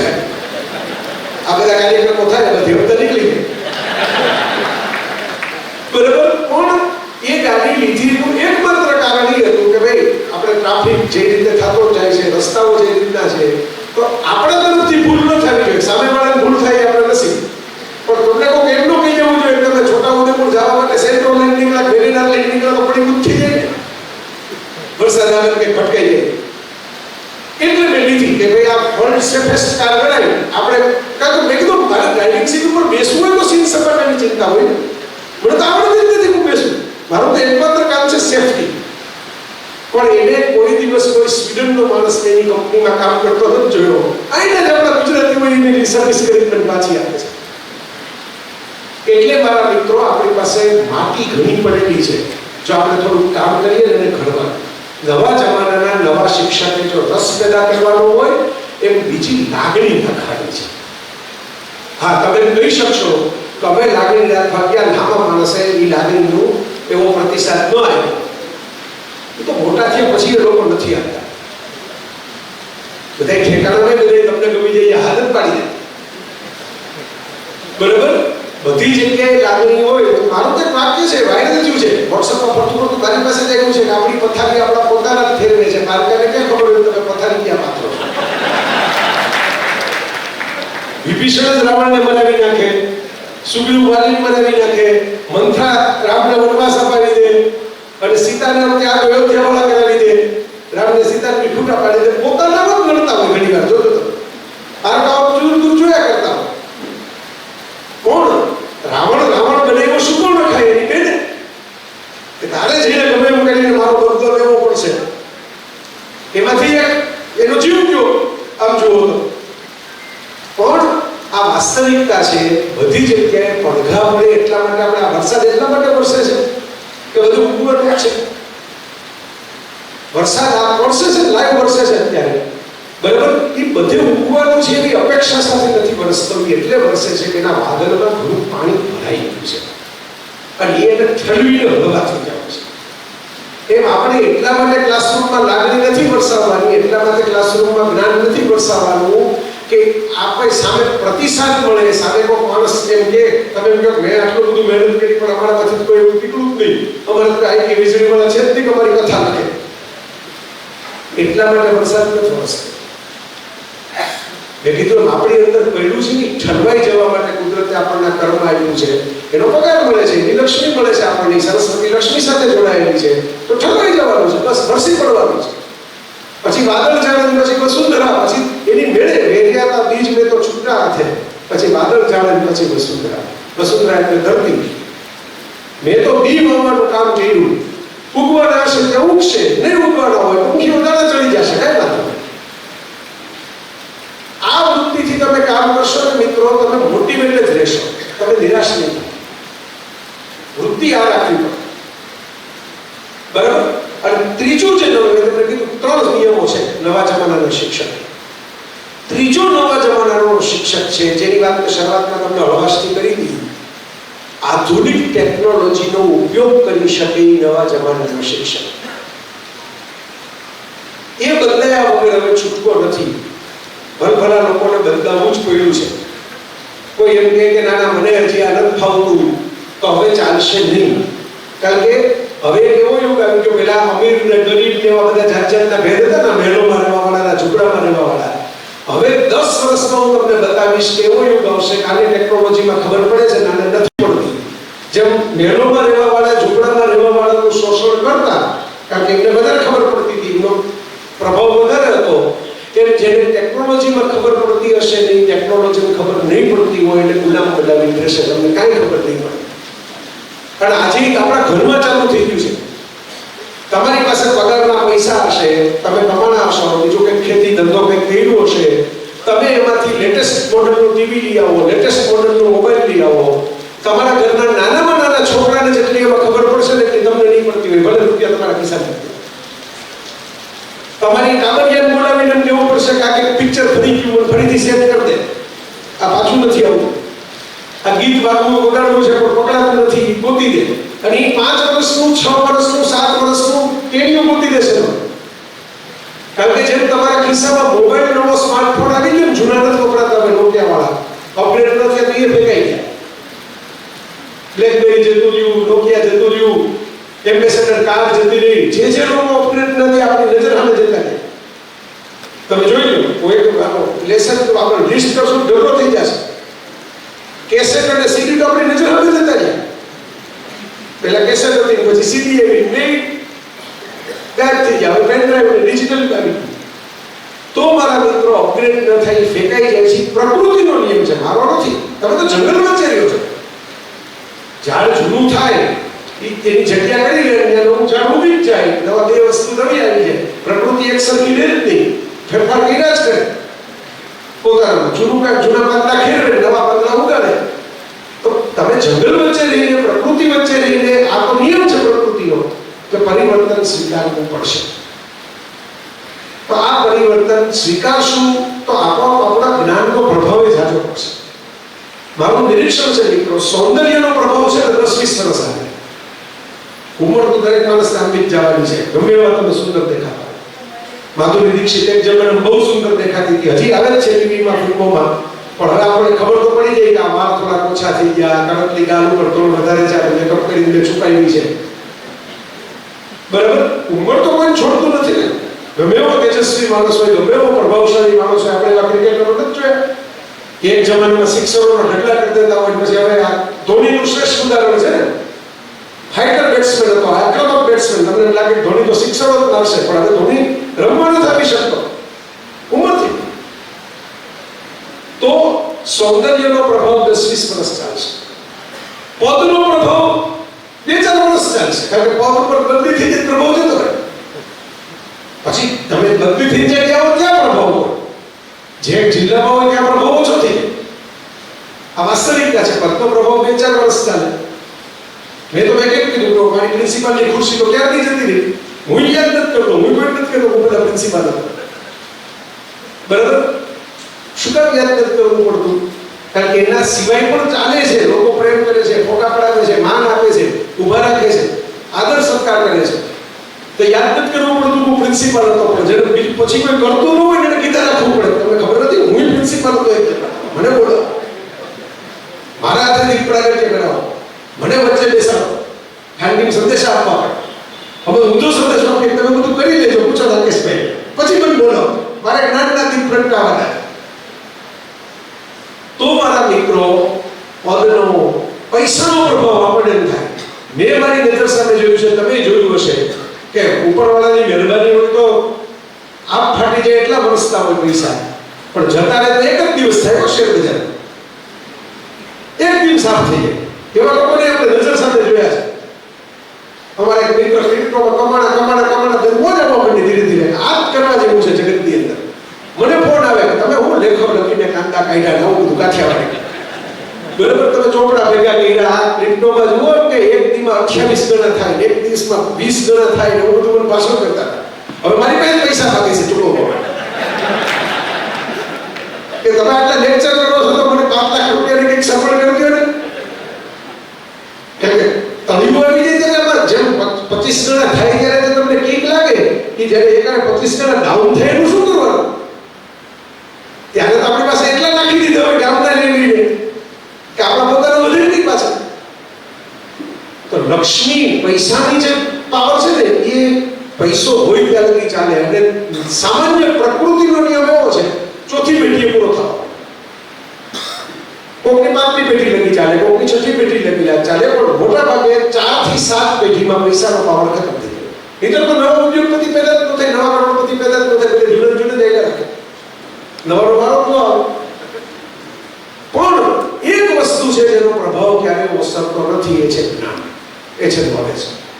નોલેજનો પાવર ઘરડો નથી થવાનો, નોલેજના પાવરમાં ટ્રાન્સફર નથી થવાની, નોલેજનો પાવર એકવાર મળ્યા પછી નીચે નથી જવાનો, શેર બજારની જેમ કોઈ લૂંટી નથી જવાનું. એક પાવર જે છે ને મારા મિત્રો, power of expertise, power of knowledge, જ્ઞાનની શક્તિ જે છે. એટલે આ દેશ, આપણે જે ભારતવાસીઓ છીએ, આપણે આપણી સંસ્કૃતિ સમજવાની જરૂર છે મિત્રો. આપણે એ કોઈની પૂજા જ નથી કરી જે સિંહાસને બેઠા.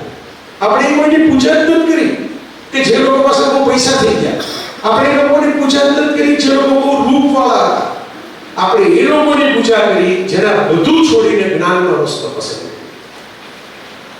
આપણા બધા ભગવાનો જો જ્ઞાનને કારણે પૂજાય છે. કૃષ્ણ તો ગીતા સંભળાય, બરાબર. મહાદેવ તો આદિ યોગી, સૌથી જૂના શિક્ષક છે. ભાવનગરમાં એક સ્કૂલ ચાલે છે, દક્ષિણામૂર્તિ. શિવે બધાને જે જ્ઞાન આપ્યું સ્વરૂપનું નામ દક્ષિણામૂર્તિ. બરાબર, આપણે નામની પૂજા કરીએ. આપણે બુદ્ધની પૂજા કરી, આપણે મહાવીરની પૂજા કરી, નચિકેતાની પૂજા કરી. આપણે નચિકેતાના પિતા ગૌતમ ઋષિની પૂજા નથી કરી, પણ નચિકેતાની પૂજા કરી વિદ્યાર્થી અવસ્થા.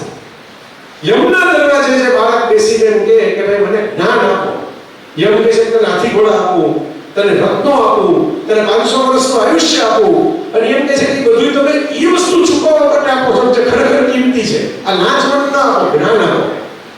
એ નચિકેતાને આદેશ આપ્યો છે. આપણે ભગવાન એમને નથી મળ્યા કોઈ. જે જ્ઞાન માર્ગીઓ છે એ ભારતના ભગવાન છે. ભારત શિક્ષણનો જ દેશ છે. એટલે ગુરુકુળ સિસ્ટમ હતી, એમાં તમને ફાયદો હતો. અહીં બેઠેલા બધા શિક્ષકો છે ને, અત્યારે તમારે જેને ભૂખ નથી એને પીરસવાનું છે. ગુરુકુળમાં ફાયદો એ હતો જેને ભૂખ હોય એ જ એન્ટ્રી કરે, જેને જમવું છે એ જ આવે, બાકી નથી બેઠા હોય. અત્યારે મુશ્કેલી છે, ફરજિયાત આવવું પડે બધાએ.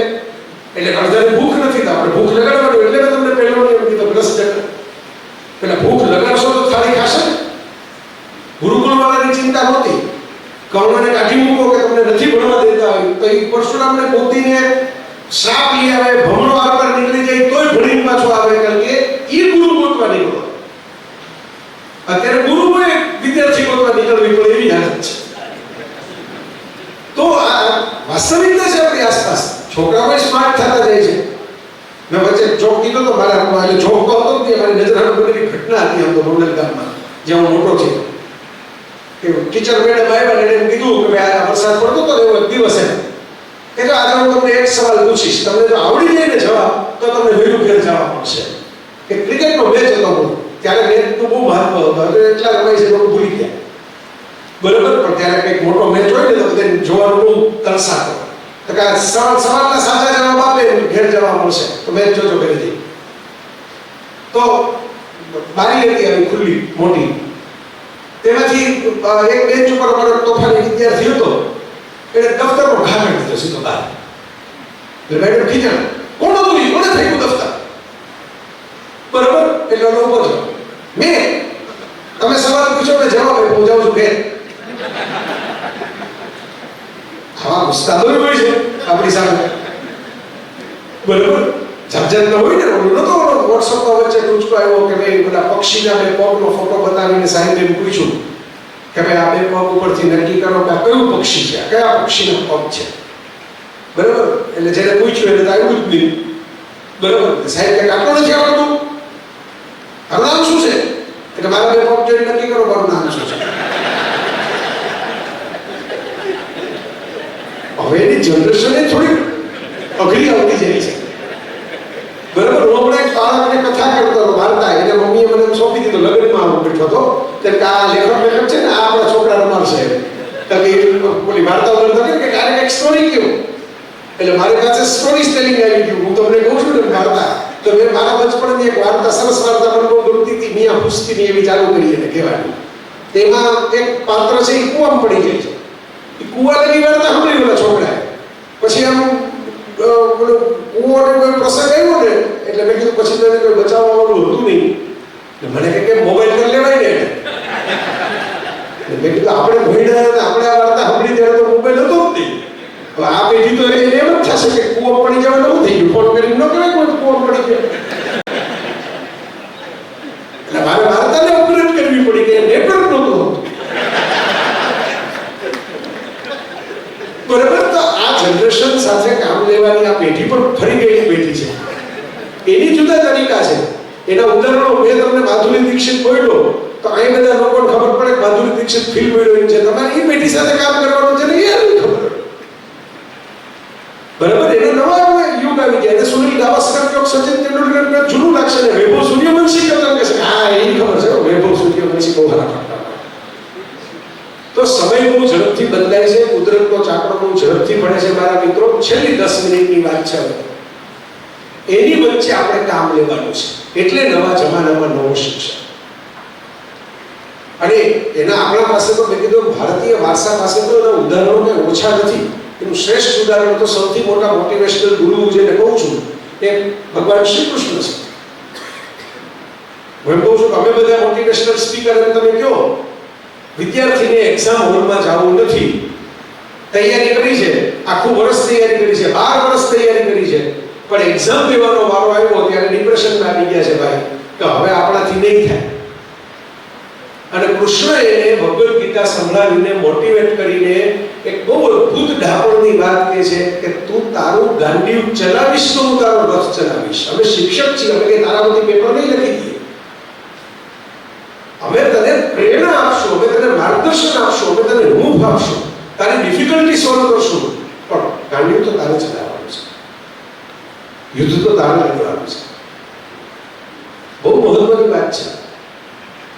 હવે તો આ વિસ્તારમાં તો કદાચ હશે માટલા બનાવવાના, કુંભાર નિંભાડા કરે, બાકી શહેરોમાં તો નીકળી ગયું બધું, માટલા ઓછા થવા માંડ્યા. ખરેખર તો ફાયદાકારક છે તબિયતને, પણ ઓછા થવા માંડ્યા. તો માટલું જ્યારે તમે નિંભાડામાં એટલે બધા અગ્નિમાં તપાવો ને ત્યારે માટીની એક કસોટી થાય અને કુંભારની એટલે ઘડદારની એક કસોટી થાય. જો માટી કાચી હોય તો એ ટકે નહીં, ગરમીમાં ટકે નહીં, ફસકી જાય, બરાબર. અને ઘડતર કાચું હોય, બરાબર, સૂકવવું ન હોય, પાણી સરખું ન નાખ્યું હોય, હાથથી સરખું હલાવ્યું ન હોય તો એ ટકે નહીં, ફસકી જાય. એટલે વિદ્યાર્થીની સફળતા છે ને એ એની માટી અને આપણો હાથ બેની કસોટી છે. અને દુનિયામાં બે જ વ્યવસાય એવા છે, વ્યવસાય શબ્દ વાપરું છું, જેમાં રૂપિયા મળે, કમાવા મળે, મફત નહીં, કે જેની અંદર ખાલી રૂપિયા નથી મળતા, એની સાથે સન્માન અને આદર પણ મળે છે, લોકો પગે પણ લાગે છે, લોકો માન પણ આપે છે. એક છે ડોક્ટર અને બીજો છે ટીચર. બાકી બધામાં બે પૈસા આવ્યા, તમારે કામ કરવાનું એમ વ્યવહાર હાલે. આમાં પૈસા દેતા માણસ પગે લાગીને નીકળે. ડોક્ટર સરખું ઓપરેશન કરે, 10 લાખ રૂપિયા લીધા હોય ને તો માણસ એમ કહે સાહેબ તમારા જેવો તો ભગવાન નહીં. કારણ કે ખબર છે 10 લાખ દેતા આપણો જીવ મહત્વનો છે, 10 લાખથી વધારે કિંમતી છે. એ આ સાહેબના હાથમાં, આ મેડમના હાથમાં. એટલે હું કહું છું મારા મિત્રો કે બે પ્રોફેશનમાં એક ટ્રીક છે. ડોક્ટરને અને શિક્ષકને ભગવાન તુલ્ય ગણવામાં આવે, બાકીના કોઈ નહીં. ટ્રીક શું છે? ડોક્ટર કે ટીચર પોતાની સફળતા જાતે નક્કી નથી કરી શકતા. હું મેડિકલમાં ભણી આવ્યો, મોટા મોટી યુનિવર્સિટીમાં ભણ્યો, જર્મની જઈને ભણી આવ્યો, ફ્રાન્સમાં જઈને ભણી આવ્યો, સ્વિટ્ઝરલેન્ડ જઈને ભણી આવ્યો, પછી મેં મોટી 4 માળની હોસ્પિટલ કરી, હાઈટેક એકદમ. મારી પાસે ગાડી એક ઊભી લીધી, BMW, સૂટ મોંઘો કર્યો, પણ 4 કેસ ફેલ થઈ જાય ઓપરેશનના, બરાબર, તો એ હોસ્પિટલ ખાલી પડી જાય, વેચી નાખવી પડે, ગાડી વેચવી પડે, વેલી પડે. તરત બધા એમ કે સાહેબ છે ને એમનું બધી ડિગ્રી બધું મોટું, કામકાજ મોટું, હોસ્પિટલ ભવ્ય, પણ અંદર કઈ ઠેકાણું નહીં હો, મરી જાય તો મરી જાય, કઈ ગેરંટી નહીં. અને મેં કઈ લોકો જોયા છે જેની પાસે આવું કઈ ન હોય, પણ જ્યાં દર્દીઓ સાજા થતા હોય, લોકો લાઈનમાં ઉભો હોય, રિક્ષા નથી મૂક્યા હોય, આ રિક્ષામાં ઉભો રાખે કે જોવે ત્યાં લગી તો બહુ કરે.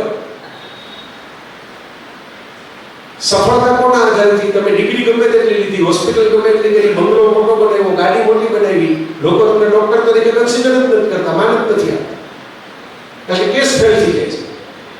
સફળતા તમારા દર્દી કેટલા સાજા થાય છે એના ઉપર છે. એમ શિક્ષકની સફળતા પોતાને કેટલા માર્ક આવ્યા, તમારી માર્કશીટ નોકરી મળ્યા પછી કોઈ પૂછવાનું નથી, તમારા વિદ્યાર્થી નથી પૂછતા.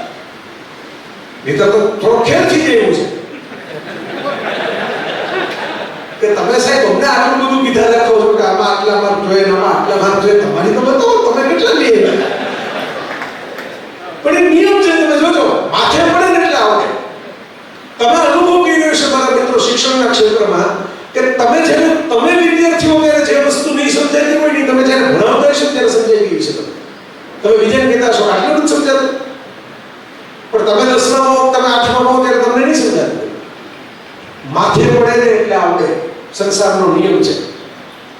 અત્યારે મને રોટલી ગોળ કરતા ન આવડતી હોય, પણ જો કરવાની આવે માથે એ આવડી. બરાબર, ડોક્ટર કરતા સારા ઇન્જેક્શન નર્સ આપી શકે એવું મેં નજર હવે જોયું છે, કારણ કે ડોક્ટર કરતા એની પ્રેક્ટિસ જાજી થઈ ગઈ હોય ઇન્જેક્શન આપતા.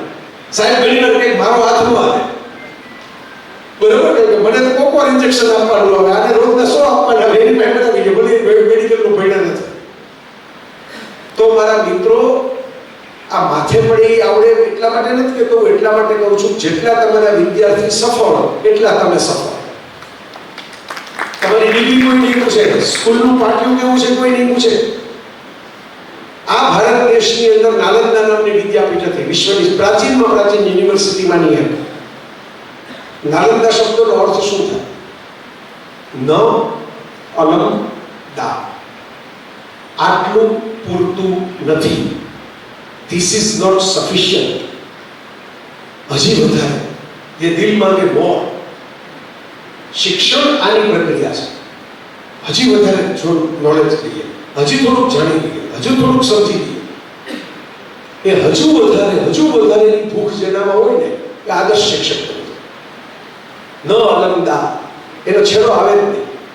આપણે ત્યાં ડિસ્કવરી ચેનલ શરૂ થઈ હતી ને, એનું સૂત્ર હતું એ વખતે, એક્સપાન્ડ યોર હોરાઇઝન્સ. તમે તો આ ખેતરોની વચ્ચે રહ્યો છો, ખેતરમાં જાઓ એટલે હોરાઇઝન એટલે ક્ષિતિજ, ધરતી ને આકાશ એકબીજાને ભેગા થાય. એ આપણે જોયું ને દૂર ખેતર મેદાનમાં ઉભો ઉભો, આમાં ધરતી ને આકાશ ભેગા થયા. પણ ધરતી ને આકાશ ભેગા ક્યાં થાય? આમ તો દેખાતું જ નથી. ખરેખર દોડીને તમે આપણે અહીં જઈને સેલ્ફી પડાવવી છે, ત્યાં ધરતી ને આકાશ ભેગા થાય. આખા પૃથ્વીના ગોળાને ચક્કર મારો, સેલ્ફી નહીં પડે. કારણ કે આકાશ અનંત છે, પૃથ્વી ગોળ છે, એટલે એના વળાંકને કારણે તમને લાગે છે કે આ આકાશને ધરતી ભેગા થાય. તો કેમ એને સૂત્ર રાખ્યું એક્સપાન્ડ યોર હોરાઇઝન્સ? તમે દોરોને એ રેખાને પકડવા, એ ક્ષિતિજને પકડવા, તો તમને ધરતીને આકાશ ભેગા થાય એ જગ્યા નથી મળવાની. પણ રસ્તામાં જંગલ આવશે, પહાડ આવશે, પાણી આવશે, ઝરણા આવશે, રણ આવશે, શહેર આવશે, ગામ આવશે, અલગ અલગ લોકો આવશે, અલગ અલગ વાનગીઓ આવશે, અલગ અલગ ગીત આવશે. એક્સપાન્ડ યોર હોરાઇઝન્સ એટલે તમારે કોઈ દિવસ છેડો નહીં આવે, પણ યાત્રા તમે સમૃદ્ધ બનાવશો ને તો આસપાસ મેળો ભરાતો થશે. તમે જ્યાં હશો ત્યાં લોકો ઊભા રહેશે, તમે જ્યાં જશો ત્યાં લોકો માન આપશે. આ વાસ્તવિકતા છે. 10%નો પ્રિન્સિપલ રાખવાનો મેં રાખ્યો છે મારા જીવનમાં. મેં તો 10 થી વધારે દીધા ત્યારના, પણ તોય હું સામાન્ય સંજોગોમાં 10 કરું છું. તમારી નોકરીનો 10% એક્સ્ટ્રા સમય એ શિક્ષણ માટે આપવાનો. તમે શિક્ષકની નોકરી કરો છો, બેલ વાગી ગયો, બધું છૂટી ગયું, 10%. હું રોજ 10% એમ નથી, મહિનાનો એવો જ હિસાબ કરી લેવાનો. કોઈ મહિનાના મારા આટલા કલાક થાય એક્સ્ટ્રા, તો એક શનિવાર એક રવિવારનું સ્પેશિયલ બધા વિદ્યાર્થીઓને આ વસ્તુનું જ્ઞાન આપવા માટે બેસીશ. કોઈને અંગ્રેજી નહીં સમજાતું હોય, શબ્દ શીખવાડીશ. કોઈને લખતા નહીં ફાવતું હોય, લખતા શીખવાડીશ. એક્સ્ટ્રા ટાઈમ આપીશ. એક્સ્ટ્રા ટાઈમ તો મિત્રો હું તમને વાસ્તવિકતા કહું છું, શેરીના ભસતા કૂતરાને આપો ને તો હાથની વળી તમારી પાસે પાછા કરવા પડે. ગેરંટી આપું તમને. લ્યો, કોઈ પણ શેરીનું કૂતરું આખા ભારતમાંથી ધર્મ આપો, હાથની પાછળ પાછળ આવતું કરો. કાંઈ નથી કરવાનું, એક્સ્ટ્રા ટાઈમ આપવાનો છે. એને સમય 10 મિનિટ વધારે એની પાસે રહેવાનું છે. એકાદ રોટલી આપવાની છે. જરૂર પડે તો દંડો બતાવવાનો, મારવા નહીં તો નહીં આવે, બતાવવાનું. કૃષ્ણ પાસેથી એ શીખવાનું, સુદર્શન હાથમાં રાખવાનું, ઘડીએ ઘડીએ ફેરવા નહીં રાખવાનું. જે વસ્તુનો વારંવાર ઉપયોગ કરો એ મુઠ્ઠી થઈ જાય, એની ધાર ઘસાઈ જાય. રોજ જો તમે ગુસ્સા હાથના પડકારા કરી રાખો તો શરૂઆતમાં બહુ પ્રભાવ પડે. પછી ધીરે ધીરે બધા એમ થાય કે એને ટેવ પડી ગઈ છે, એ તો અમારા ઘરના સાસુ એક આવા છે, એ બોલ બોલ નહીં રાખે, આપણે રસોઈ કરવા. આવી હાલત તો થઈ જાય.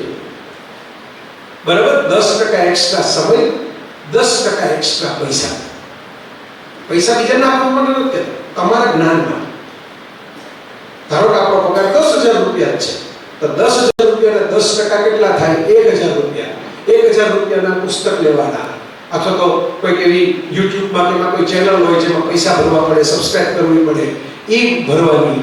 કોઈ મેગેઝિન વાંચવાનું, કોઈ એવો પ્રવાસ કરવાનો, કોઈ મ્યુઝિયમ જોવા જવાનું, કોઈ એવા એક્સપર્ટ માણસ પાસે બેસવાનું, સ્પેશિયલ ભાડું ખર્ચીને જવાનું. ઓલા 10%માંથી કે કાંઈ નથી, અડધી કલાક તમારી પાસે બેસવા આવ્યો છું, મને થોડું જ્ઞાન આપ, મને આ વસ્તુ નથી સમજાતી, આપણને ખબર પડે કે આ ફિલ્ડમાં એક્સપર્ટ છે.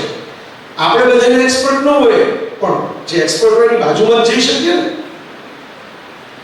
આ 10% રાખશો ને મિત્રો, 10% ઓફ ટાઈમ બીજા માટે, 10% ઓફ ઇન્કમ આપણા માટે, તો હું તમને ગેરંટી આપું છું કે આ રાકેશભાઈ મને પાછા બોલાવશે ને 2 વર્ષ પછી, 5 વર્ષ પછી સેમિનાર કરવા, ત્યાં લગીમાં તમારી શિકલ ફરી ગઈ હશે, તમારું નોલેજ ફરી ગયું હશે, તમારું ઓપરેશન ફરી ગયું હશે.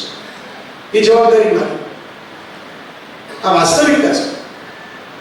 સ્વામી વિવેકાનંદ કહેતા શિક્ષણ એટલે મનુષ્યમાં રહેલા પૂર્ણત્વનું પ્રાપ્તિકરણ. પૂર્ણત્વ શિક્ષક ખિસ્સામાં નાખીને ફક્ત કોકને આપી દે. પૂછો આ બધા અનુભવી મિત્રો. પૂર્ણત્વ કઈ તમે મને કહો કે આ વિદ્યાર્થી છે, આ વૈભવ સૂર્યવંશી છે, એને તમે સારો ગાયક બનાવી દો કિશોર કુમાર જેવું. તમે તો શિક્ષક છો ને, શીખવાડો એટલે કે ગાયક કેમ સારો બને. એનું પૂર્ણત્વ ક્રિકેટ છે, એમાં ગાયક ન આવે. પણ બેથેલી ઠાકુર હોય તો એનું પૂર્ણત્વ ગળું છે, તે એમાં ક્રિકેટ ન આવે. દરેક પોતપોતાનું પૂર્ણત્વ. મારી ભાષામાં તો દરેક ઉપરવાળા પાસેથી પૃથ્વી ગણની પિકનિક માટે ભાગનો ડબ્બો લઈને આવ્યા છે. એ ખોલે પછી એને ખબર પડે કે મારા ડબ્બામાં શું પડ્યું છે. કોકનામાં સુથારી કામ પડ્યું હોય, કોકનામાં રંગોળી પડ્યું હોય, કોકનામાં ગીત પડ્યું હોય, કોકનામાં કોઈ ઔષધિ વિદ્યા પડી હોય, અને કાંઈ ન થઈ શકે. તમે એમ કહો કે મારી પાસે એવા લોકો છે જેની પાસે કાંઈ નથી, તમે કોઈ કળા નથી, કોઈ ટેલેન્ટ નથી. સારા માણસ બનવું ને એ પણ એક કળા જ છે. આપણે સમાપનમાં વાત એટલે લઈએ, એ વાત જેને ઘેરે જાતી વખતે આનો રોજગાર તમને રહે. સારા માણસ બનવાની કળા. શિક્ષક સારો વિદ્યાર્થી બનાવે ને એની ભેગા એને બે કામ કરવાના છે. સારો નાગરિક બનાવવો, સારો માણસ બનાવવો. સારો નાગરિક જ્યાં ત્યાં કચરો ન કરે, જ્યાં ત્યાં હોર્ન ન વગાડે, જ્યાં ત્યાં કોઈને હેરાન ન કરે, સારો નાગરિક. અને સારો માણસ, બીજાને મદદરૂપ થાય, લાગણીસભર હોય, માનવતાવાદી હોય, કોકને ઉપયોગી થવાની કોશિશ કરે, થોડુંક ઘસાઈ ચૂકે. અને મિત્રો યાદ રાખજો, જ્ઞાન ઓછું હશે, સૌંદર્ય ઓછું હશે, સત્તા ઓછી હશે, સંપત્તિ ઓછી હશે, પણ સારા થોડીક જાજી હશે તો આ બધાની નજીક જઈને ગોઠવાઈ શકશે. આ મારો અનુભવ છે. તમને થાય સારથની તો કોઈ વેલ્યુ જ નથી, એવું નથી. સારથની વેલ્યુ છે, પણ સારથ સાથે તમે થોડીક હોશિયારી રાખો તેની વેલ્યુ છે.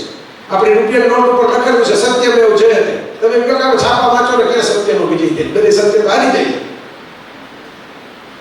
તો આપણા શાસ્ત્રોએ શીખવાયું છે સંગઠિત સત્ય હંમેશા જીતે છે, એકલું સત્ય હારી જાય છે.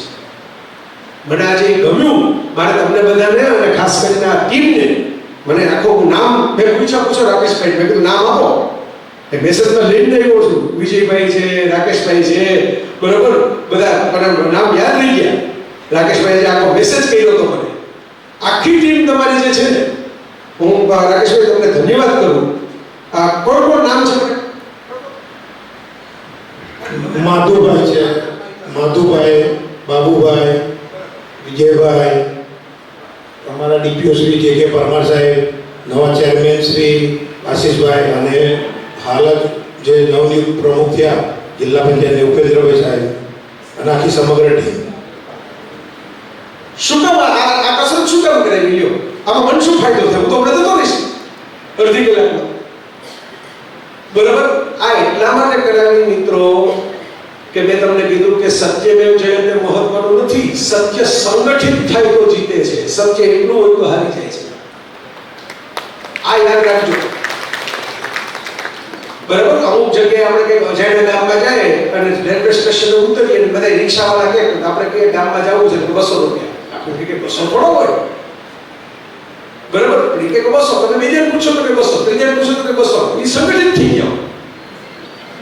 30 રિક્ષાવાળા હોય, 30 200 નું અંદર નક્કી કરી નાખ્યું હોય. એમાં કોઈ સંગઠન તોડે તેને બીજી વાર આવવાનો, બરાબર. એટલે તમારે બે જ રસ્તા થાય, કાં તમે હાલીને જાઓ, કાં કોઈને ફોન કરીને બોલાવો. બાકી જવું હોય તો 200 રૂપિયા જવું પડે. કે ખોટું છે, પણ ખોટાનું સંગઠન છે ને એટલે હાલે છે. આ દુનિયામાં દુર્જનો એટલે હાલે છે, દુર્જનો સંગઠિત છે, અને સજ્જનો એટલે નથી હાલતા. સજ્જનો બીજા એકલા છે, સંગઠન નથી.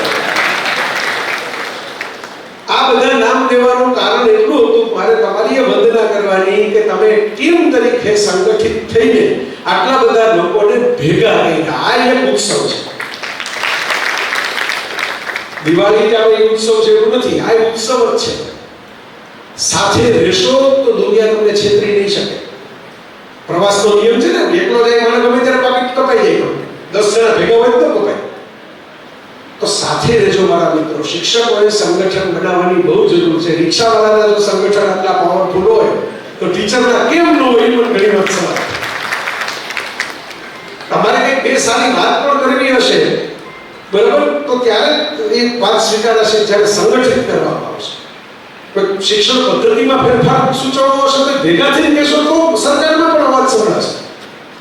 નહીંતર બે જણા મારા જેવા લેખ લખી નાખશે, એ તો આપણે બધા ઓળખે, ભલે વાતો કરે સરસ મજાની, પણ એને ખબર છે કે એક વર્ષના લેખથી એ સરકાર ઊંધી જતી નથી થતી. પણ 10,000 શિક્ષકો એમ કહે કે આ પરીક્ષા પદ્ધતિમાં ફેરફાર કરવા બરાબર નથી થતું. પણ 10,000 ભેગા થાય તો કરે ને, એ મોટી મુશ્કેલી છે.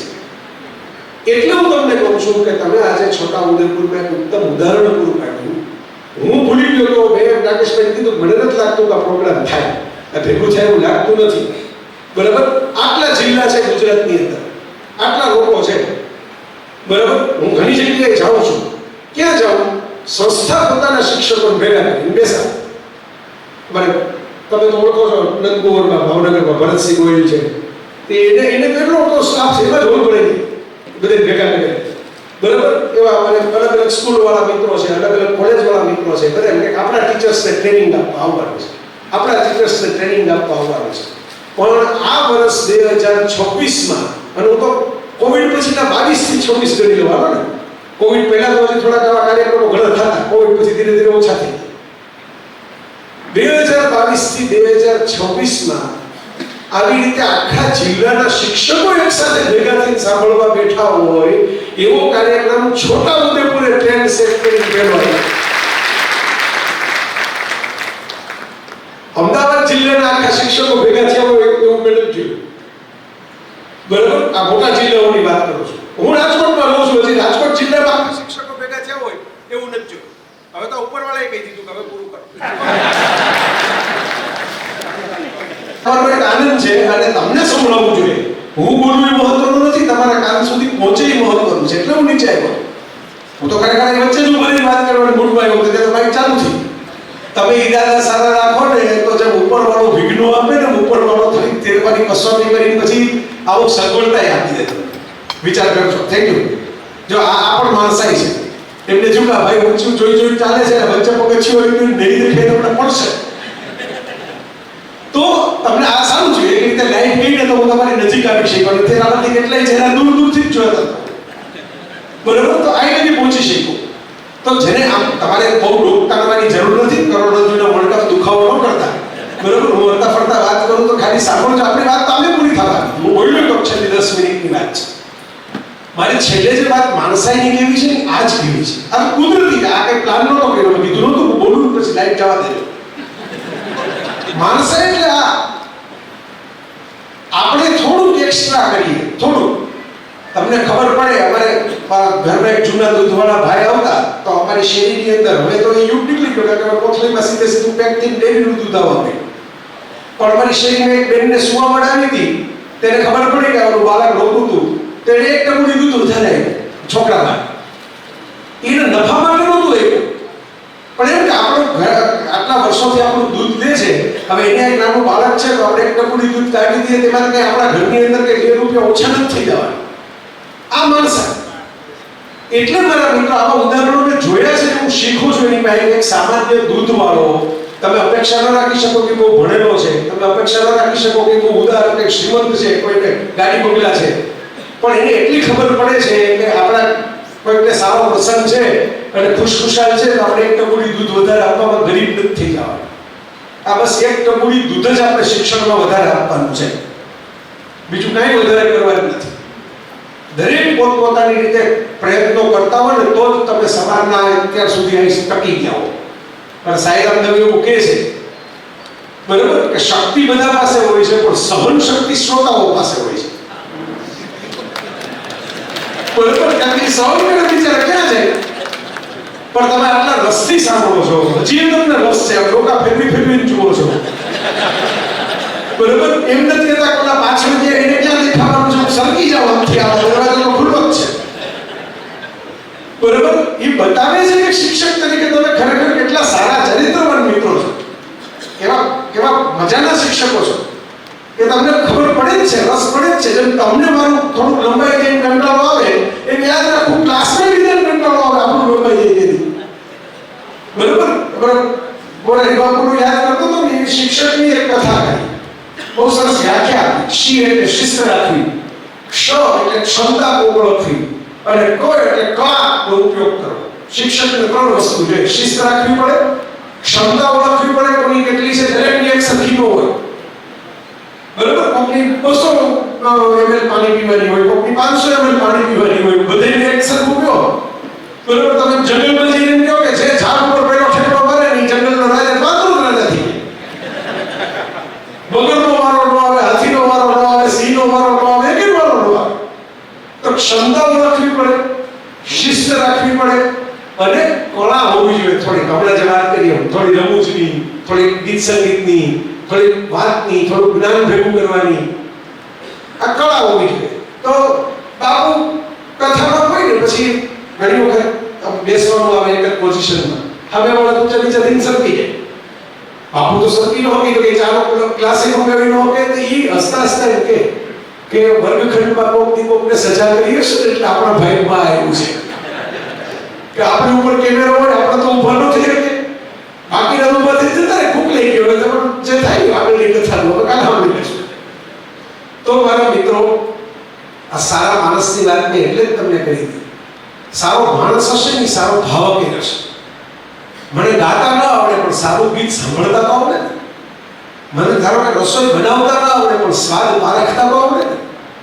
બધા આપણા ક્લાસરૂમમાં સર્જક થઈ જશે એવી અપેક્ષા નહીં રાખવાની, પણ ભાવક થાય તો એ મોટી વાત છે. એ લતા મંગેશકર ન થાય કાંઈ વાંધો નહીં, પણ લતા મંગેશકર શું ગાયું એને ખબર પડે ને તો એ બહુ મોટી વાત છે. આપણે બહુ મારે તમને હિમાલય કેમ ચલાવો, આપણે ચોટીલા ચડીને પાવાગઢ ચડીને ઉતરી જવું છે પાછું. આપણે પદમ ટુકડી લઈને જવું છે, પહોંચી ગયો. આનાથી વધારે લાંબુ નથી કર્યું. પણ બહુ નાનકડી વાતો છે જે જીવનમાં આપણે જો કેળવી લઈએ તો એ થાય. એની મેં તમને થોડીક આજે ઝલક આપી. સમયની મર્યાદામાં થઈને આપણે કથા કરવાના જ બેઠા 9 દિવસની, પણ એ ઝલક તમને આપી. એ જો થાય, આપણે જે કેમ્પસમાં છીએ એનું વ્યવસ્થાપન જુઓ, એની ચોખ્ખાઈ જુઓ, કેવી રીતે રહેતું હશે. તો એમાં છે ને કશું અનુશાસનનું તત્વ છે, કશું એવું તત્વ છે કે જેમાં નોકરીએ રાખેલા માણસોથી નથી થતું, ભાવથી જોડાયેલા માણસોથી થાય છે. તો આ ભાવથી જોડાયેલા આપણે આપણી સંસ્થા સાથે, આપણા પ્રોફેશન સાથે, આપણા કામ સાથે રહેશું ને તો આપોઆપ લોકોને ગમશે. મિત્રો આ યાદ રાખજો. એટલે બે નાનકડા કે કોટ અને કવિતા એનાથી હું પૂરું કરું. હું ઘણી વાર કહેતો હોઉં છું, art of teaching is art of waiting. શિક્ષણ એ પ્રતીક્ષાનું રમત છે. આજે તમે વાવો ને એમાંથી કાલે કેરી ન થાય. આજે વાવો એનું કાલે ઝાડે ન થાય, વાર લાગે. તમારે રાહ જોવી પડે, અને રાહ જોઈને વાવીને જતા રહ્યો તો ન થાય, તો બગડી ખાઈ ગઈ. તો તમારે એની જાળવણી પણ કરવી પડે. ખેડ ખાતરને પાણી, તડકો બધું આપવું પડે. એમ શિક્ષક તરીકે આજે તમારી પાસે કાચો લોટનો પિંડો છે, આવતીકાલે એમાંથી લાગો બનશે ત્યારે દુનિયા વાવા કરશે. પણ તમને એમ થશે કે દુનિયા વાવા કરે ત્યારે અમારું તો શું, અમને તો કોઈ એવોર્ડ નથી આપતું, અમને તો કોઈ બોલાવતું નથી, અમને તો કોઈ મંચ ઉપર બોલવા નથી દેતું, આવું અહીં બેઠેલા કોકને થાય તો એનો ઉકેલ હું તમને આપી દઉં. ફાધર વાલેસ નામના એક આપણા બહુ સારા લેખક અને શિક્ષક, સેન્ટ ઝેવિયર્સમાં ગણિત ભણાવતા. હમણાં ભારત સરકારે 3 વર્ષ પહેલા ગુજરી ગયા ત્યારે એમને પદ્મશ્રી. અને જ્યારે એ સ્પેનના હતા, પછી ગુજરાત આવ્યા, પછી ગુજરાતી થઈને ગયા, ગુજરાતી ભાષા ઉપર પુસ્તક લખ્યું, એટલું ગુજરાતી શીખી લીધું.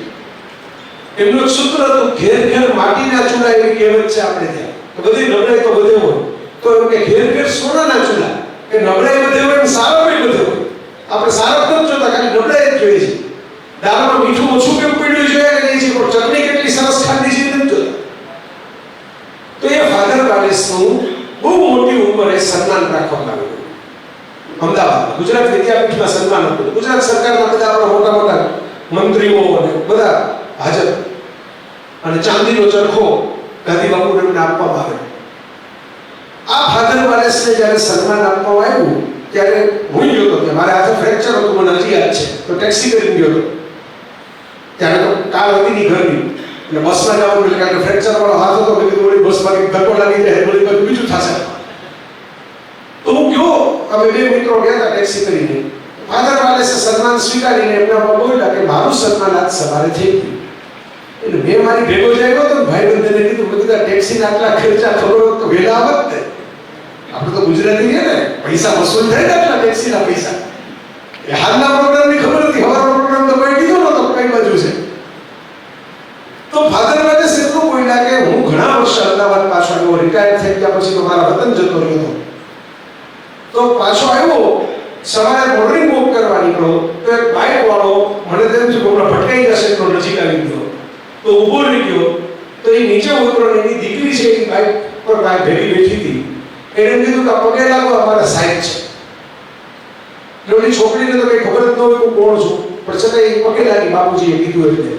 અને પછી એમ કીધું, અરે સાહેબ તમે અમને એવું સરસ ગણિત ભણાવતા, તમે કેવા સરસ વાર્તા કહેતા, અમને ભણાવતા તમે હજી એક એવું મને હજી યાદ રહી ગયું. બોલો, હું તો નહોતો ગૌરવતો, નહોતો ક્લાસમાં બેઠો, મને પંક્તિ યાદ રહી ગઈ. હજી એ જાવું કેટલું દૂર એવું ભજન તમે ગાતા શરૂઆતના ક્લાસ શરૂ કરતા પહેલા. તમારી પાસે ભણવાનો તો સાહેબ બહુ સુખી થયા, આપણે બહુ સારું લાગે જીવનમાં. હું તમને ઓળખી ગયો છો સાહેબ, તમે તો કેટલા વખતથી નહોતા મળ્યો, તમે પાછળથી હલતા હતા, હું તમને ઓળખી ગયો. પણ છોકરી ટકર જોયા કરે, ટીનેજર છોકરી હતી કે ભાઈ આ મારા પપ્પા છે, એ કોઈને ઉભા ન રહે, આમાં ઉભા રહીને આટલું બધું શું વખાણ કરે છે, બરાબર? એટલે પેલા બાપે છોકરી સામે કીધું, તને જો આમાં સાઈડ મળે ને તો મારે તને જે રોજ ખીજવવું પડે ને એનો ખીજવવું પડે. એટલે ફાધર વાલેસે કીધું, ભાઈ એવું નથી, એ તમને ભણાવી શકે એટલી હોશિયાર હોય, તમે એને આવું કેવો એમ હસી ખુશીથી છૂટા પડે. ફાધર વાલેસે સાંજે એમ કીધું કે તમે મને આટલા બધા મોટા લોકો અમદાવાદના ભેગા થયા, મિનિસ્ટર આવ્યા, બધા અધિકારીઓ આવ્યા, મોટા બૌદ્ધિકો આવ્યા, તમે એમ કહો છો મારું સન્માન કરીએ આપણે, આવડા મોટા ગજાના શિક્ષક અને લેખક છે, તો મારું સન્માન સવાલ નથી. જ્યારે બે ભાઈઓ સામે કોર્ટમાં 20 વર્ષ લડતા હોય છે જમીન માટે, ત્યારે એક અજાણ્યો માણસ ખાલી પાછળથી મને ચાલતો ઓળખીને, જેને કોઈ દિવસ બીજી વાર જોવાનો નથી, જે મને કોઈ દિવસ મળવાની નથી, એવી દીકરીને એમ ખુશ થઈને હોશથી એમ કહે કે જો અમારા સાહેબ આ અમને ભણાવતા. આ સન્માન છે શિક્ષકનું. આ તમે મંચ ઉપર કહ્યું, બહુ લાગણી, બહુ કદર, બહુ સાચું, પણ ખરું સન્માન આ છે. હું હમણાં નોર્વે ગયો હતો, ઓસ્લો. નોર્વે જ્યાં સૂર્યદૂત આથમતો નથી, 6 મહિનાનો દિવસ ને 6 મહિનાની રાત હું જોઈ રહ્યો નજરા. રાતના તમારે પડદા પાડી ભૂજવું પડે. ત્યાં મારું પ્રવચન હતું, આવી રીતે તમે બધા બેઠા હતા. એમાં એક અમર નામનો છોકરો, હું તો ભૂલી ગયો હતો, મેં કીધું 5 વર્ષ ભણેલું. મને કે સર તમે અમને બધી ઈ જમાનામાં બધી જે આ વાંચો, નોટું વાંચો, આ જુઓ, આ ફેરફાર થઈ ગયો છે, જગત આમ જાય છે, વાતો કરતા હતા. જો હું નોર્વે આવી ગયો કોમ્પ્યુટરનું કામ કરવા માટે. આ મારું ઘર છે અને આ મારા બાળકો અને પત્ની છે, બરાબર? અરે દોસ્ત વાત, તો મને કહે કે તમે નો આવ્યા હોત તો મને કોઈ ખબર જ ન પડત કે દુનિયા નોર્વે નામનો દેશ છે. તમે મને ભણાવતા તો ગામડાનો વિદ્યાર્થી હતો, તમે બધી આવી વાતો કરતા હતા, મને બધો રસ પડતો હતો કે ભાઈ આમાં દુનિયા આવી છે, દુનિયા આવી છે, દુનિયા આવી છે. એને મને એમ કીધું, મેં ઉબર કરાવી હતી એરપોર્ટ ઉપર જવા માટે, ટેક્સી. એટલે કીધું કે ટેક્સી સાહેબ તમે પૈસા જાય તો હું આપી દઉં રોકડા, હું તમને મૂકવા આવીશ, ભલે મારી નોકરીમાં અડધા દીકરી જાય. ભાઈ પહેલી સેલ્ફી મળ્યો છે એની ભેગો પડાવે. આ આપણા સર્ટિફિકેટ છે સાહેબ. ફેસબુક પર ફોટો મૂકો, 1000 લાઈક આવે તો ઘણા મળવાના નથી, લાઈક કરી દે છે. પણ એક માણસ જ્યારે તમને અજાણ્યા દેશમાં દુનિયાના છેડે ઊભીને એમ કે તમારે કારણે હું ગામડેથી આ મારી આંખો ખુલી બી નો પહોંચી ગયો, એ આપણો સર્ટિફિકેટ છે. અને એ તમને મળેલી શક્યતા સૌથી વધારે છે, કારણ કે તમે એવા વિસ્તારમાં છો કે જ્યાં આવા અનેક ઉંમર તમારી સામે ઊભા હશે, સ્ત્રી કે પુરુષ, છોકરો કે છોકરી, બરાબર? ભરેલા પેટ વાળાને તમે જાજુ ખોડાવી ન હો, તમે ગમે એટલે જાવ ને, મોટા લોકો આપણી ઘરે આવે ને આપણે કાજુ રાખીએ, બદામ રાખીએ, 2-4 મીઠાઈ રાખીએ, તમે જો કઈ ખાય. આ મોદી સાહેબ આવે, આપણે પીએમ છે અત્યારે આવ્યા છે તો ગુજરાતમાં, તમે જોયું છે દ્રશ્યો નહીં જોયા છે, સર્કિટ હાઉસમાં ઢગલો કરીને રાખ્યું. સાહેબ એટલી વસ્તુ ખાઈ નહીં, સાહેબ એટલું મોટું થર્મોસ ભેગું કરીને આવતા હોય પણ રાખે. એમને જરૂર નથી, પણ આપણે કટોરા ગોઠવીએ છીએ. કોઈ મોટા શહેરની પ્રીમિયમ સ્કૂલોમાં છે ને ભરેલા પેટ વાળા છે, એને ભણતરની જરૂર નથી, એનો જીવનમાં કોઈ સંઘર્ષ નથી. તમે છોટાઉદેપુરમાં છો, તમે અહીં જે ભણાવશો ને, તમે કાજુ બદામ ન રાખો, ખાલી શીંગ રાખશો ને, એ લોકો મોટા જો રાખશો તો આ વિસ્તારમાં ફાયદો છે તમને, હીરો કે હિરોઈન જેટલો ફાયદો છે. મુંબઈમાં છે ને હીરો હિરોઈનને કોઈ ન ઓળખે, પણ રાજકોટ આવે ભીડ થઈ જાય, એ જ નો તારા મારતા હોય, ત્યાં પણ જોવા આવેલો બરોબર. એમ અહીં તમને ફાયદો છે હીરો કે હિરોઈન થવાનો, તમારા ક્લાસના સ્ટાર થવાનો. યાદ રાખજો, એટલે છે ને રાખ્યું, બીજું બધું ભૂલાઈ જાય આટલું યાદ છે. અને આ કવિતાથી હું હવે મારી વાત પૂરી કરું અને તમને મુક્ત કરું, બરાબર. આ એક ઓલી પરાણે સમાજ સેવા થઈ ને, પરાણે સમાજ સેવાથી તમે જાજુ જોઈ શકશો, જાજુ બેઠા ત્યાં ભૂખ લાગી હશે. એક નાની કવિતા છે શિક્ષક ઉપર, બહુ મને ગમે છે. એ કહે છે કે કરી શકે એ કરે છે, અને જે કશું નથી કરતા એ શિક્ષક બને છે. ગામમાં ઘણા આવા હોય, તમારે તો નિરાશ છે, તમારે તો એ વેકેશન મળે, રજા આવે, 6 કલાક નોકરી કરીને પાછા આવતા રહેવાનું ને, બરોબર, કઈ જોખમ નહીં લેવાનું, લાઈટ ને તો ભટકવું પડે, વરસાદ આવે તો વીજળીના તાર ઉપર. શિક્ષક તો બેસી બેસીને વીજળી કેમ જઈ ભણાવે, આ જો વીજળી કેમ પણ ના ના, હું તો અરે વાહ, હાલો હાલો, તો જે એ કહે છે જે કરી શકે એ કરે છે, અને જે કશું નથી કરતા એ શિક્ષક બને છે. આ શિક્ષકો માટે લોકોની છાપ છે, કારણ કે કરવાનું હોય જ નહીં, બેઠા બેઠા વાતો કહી નાખે. હવે એનો જવાબ જોજો. ખરેખર જાણવું છે કે હું એક ટીચર શું કરું છું, શું ઘડું છું. હું બાળકો પાસેથી એ મહેનત લઉં છું જેમની તાકાત હોવા છતાં એ કરી શકે એવો એમને ભરોસો નથી હોતો. અંદર પડ્યું છે પણ એમને ખબર નથી કે અંદરથી બહાર કેમ કાઢવું. એ હું કાઢી દઉં છું. એ કોઈ ઉદ્યોગપતિથી નહીં થાય, કોઈ મુકેશ અંબાણીથી કે ગૌતમભાઈ અદાણીથી નહીં થાય, એ મારાથી થશે. એના છોકરાઓને એને ક્યાંક મોકલવા પડ્યા છે ભણવા માટે, પછી ધંધમ લીધા છે ભેગા. તો હું સી ગ્રેડને એવો ડેવલપ કરું કે ગોલ્ડ મેડલ આવે, અને એ ગ્રેડને ગામ ઉપર તમાચો પડે એમ એના ગુનાનો અહેસાસ કરાવો. ઘણીવાર વિદ્યાર્થી પૈસા માર્ક સારા લઈ આવે પણ નખરા ખોટા હોય, તોફાન વધારે કરતો હોય, તો એ ગ્રેડ વાળાને તમાચો પડે એવો અહેસાસ કરાવી દઉં, અને સી ગ્રેડ વાળાને ગોલ્ડ મેડલ આવે એવો ડેવલપ કરી દઉં. તમે બેસ્ટ બનવા માંગતા હો તો મારો ટાઈમ તમારા માટે છે. તમે બેસ્ટ બનવા માંગતા હો તો મારો ટાઈમ તમારા માટે છે. હું વિદ્યાર્થીઓનો કંટાળો વધારતો નથી, ઘટાડવા માટે છું.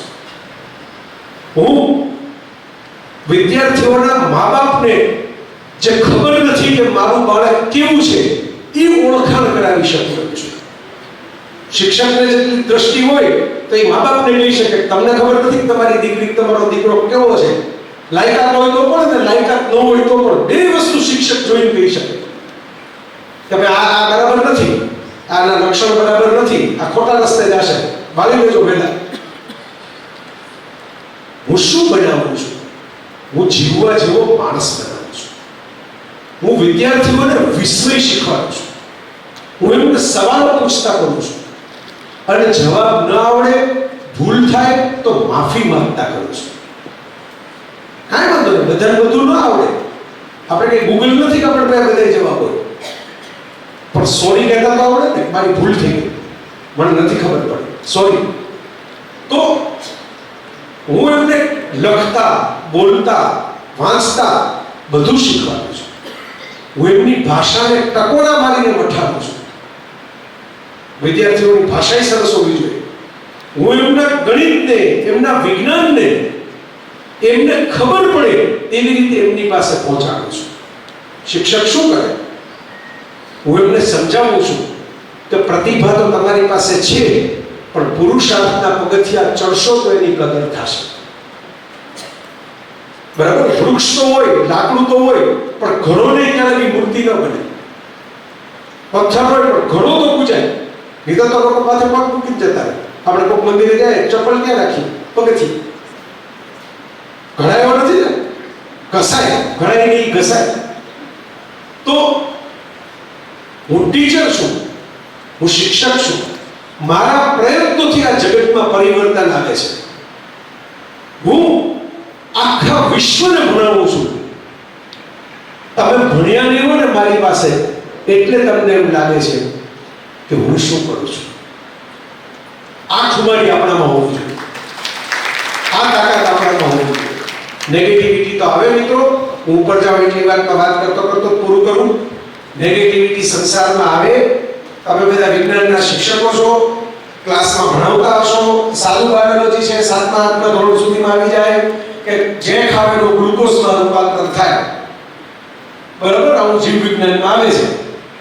ગ્લુકોઝમાં રૂપાંતર થાય એનો અર્થ શું કે શરીર ઊર્જા હોય ને એ બધી સાચવીને રાખે, અને બાકી આપણે ઉત્સર્ગ તંત્ર એવું ભણાવીએ છીએ. આ સવારમાં જે પ્રેશર આવે ને આપણે ભાગીએ.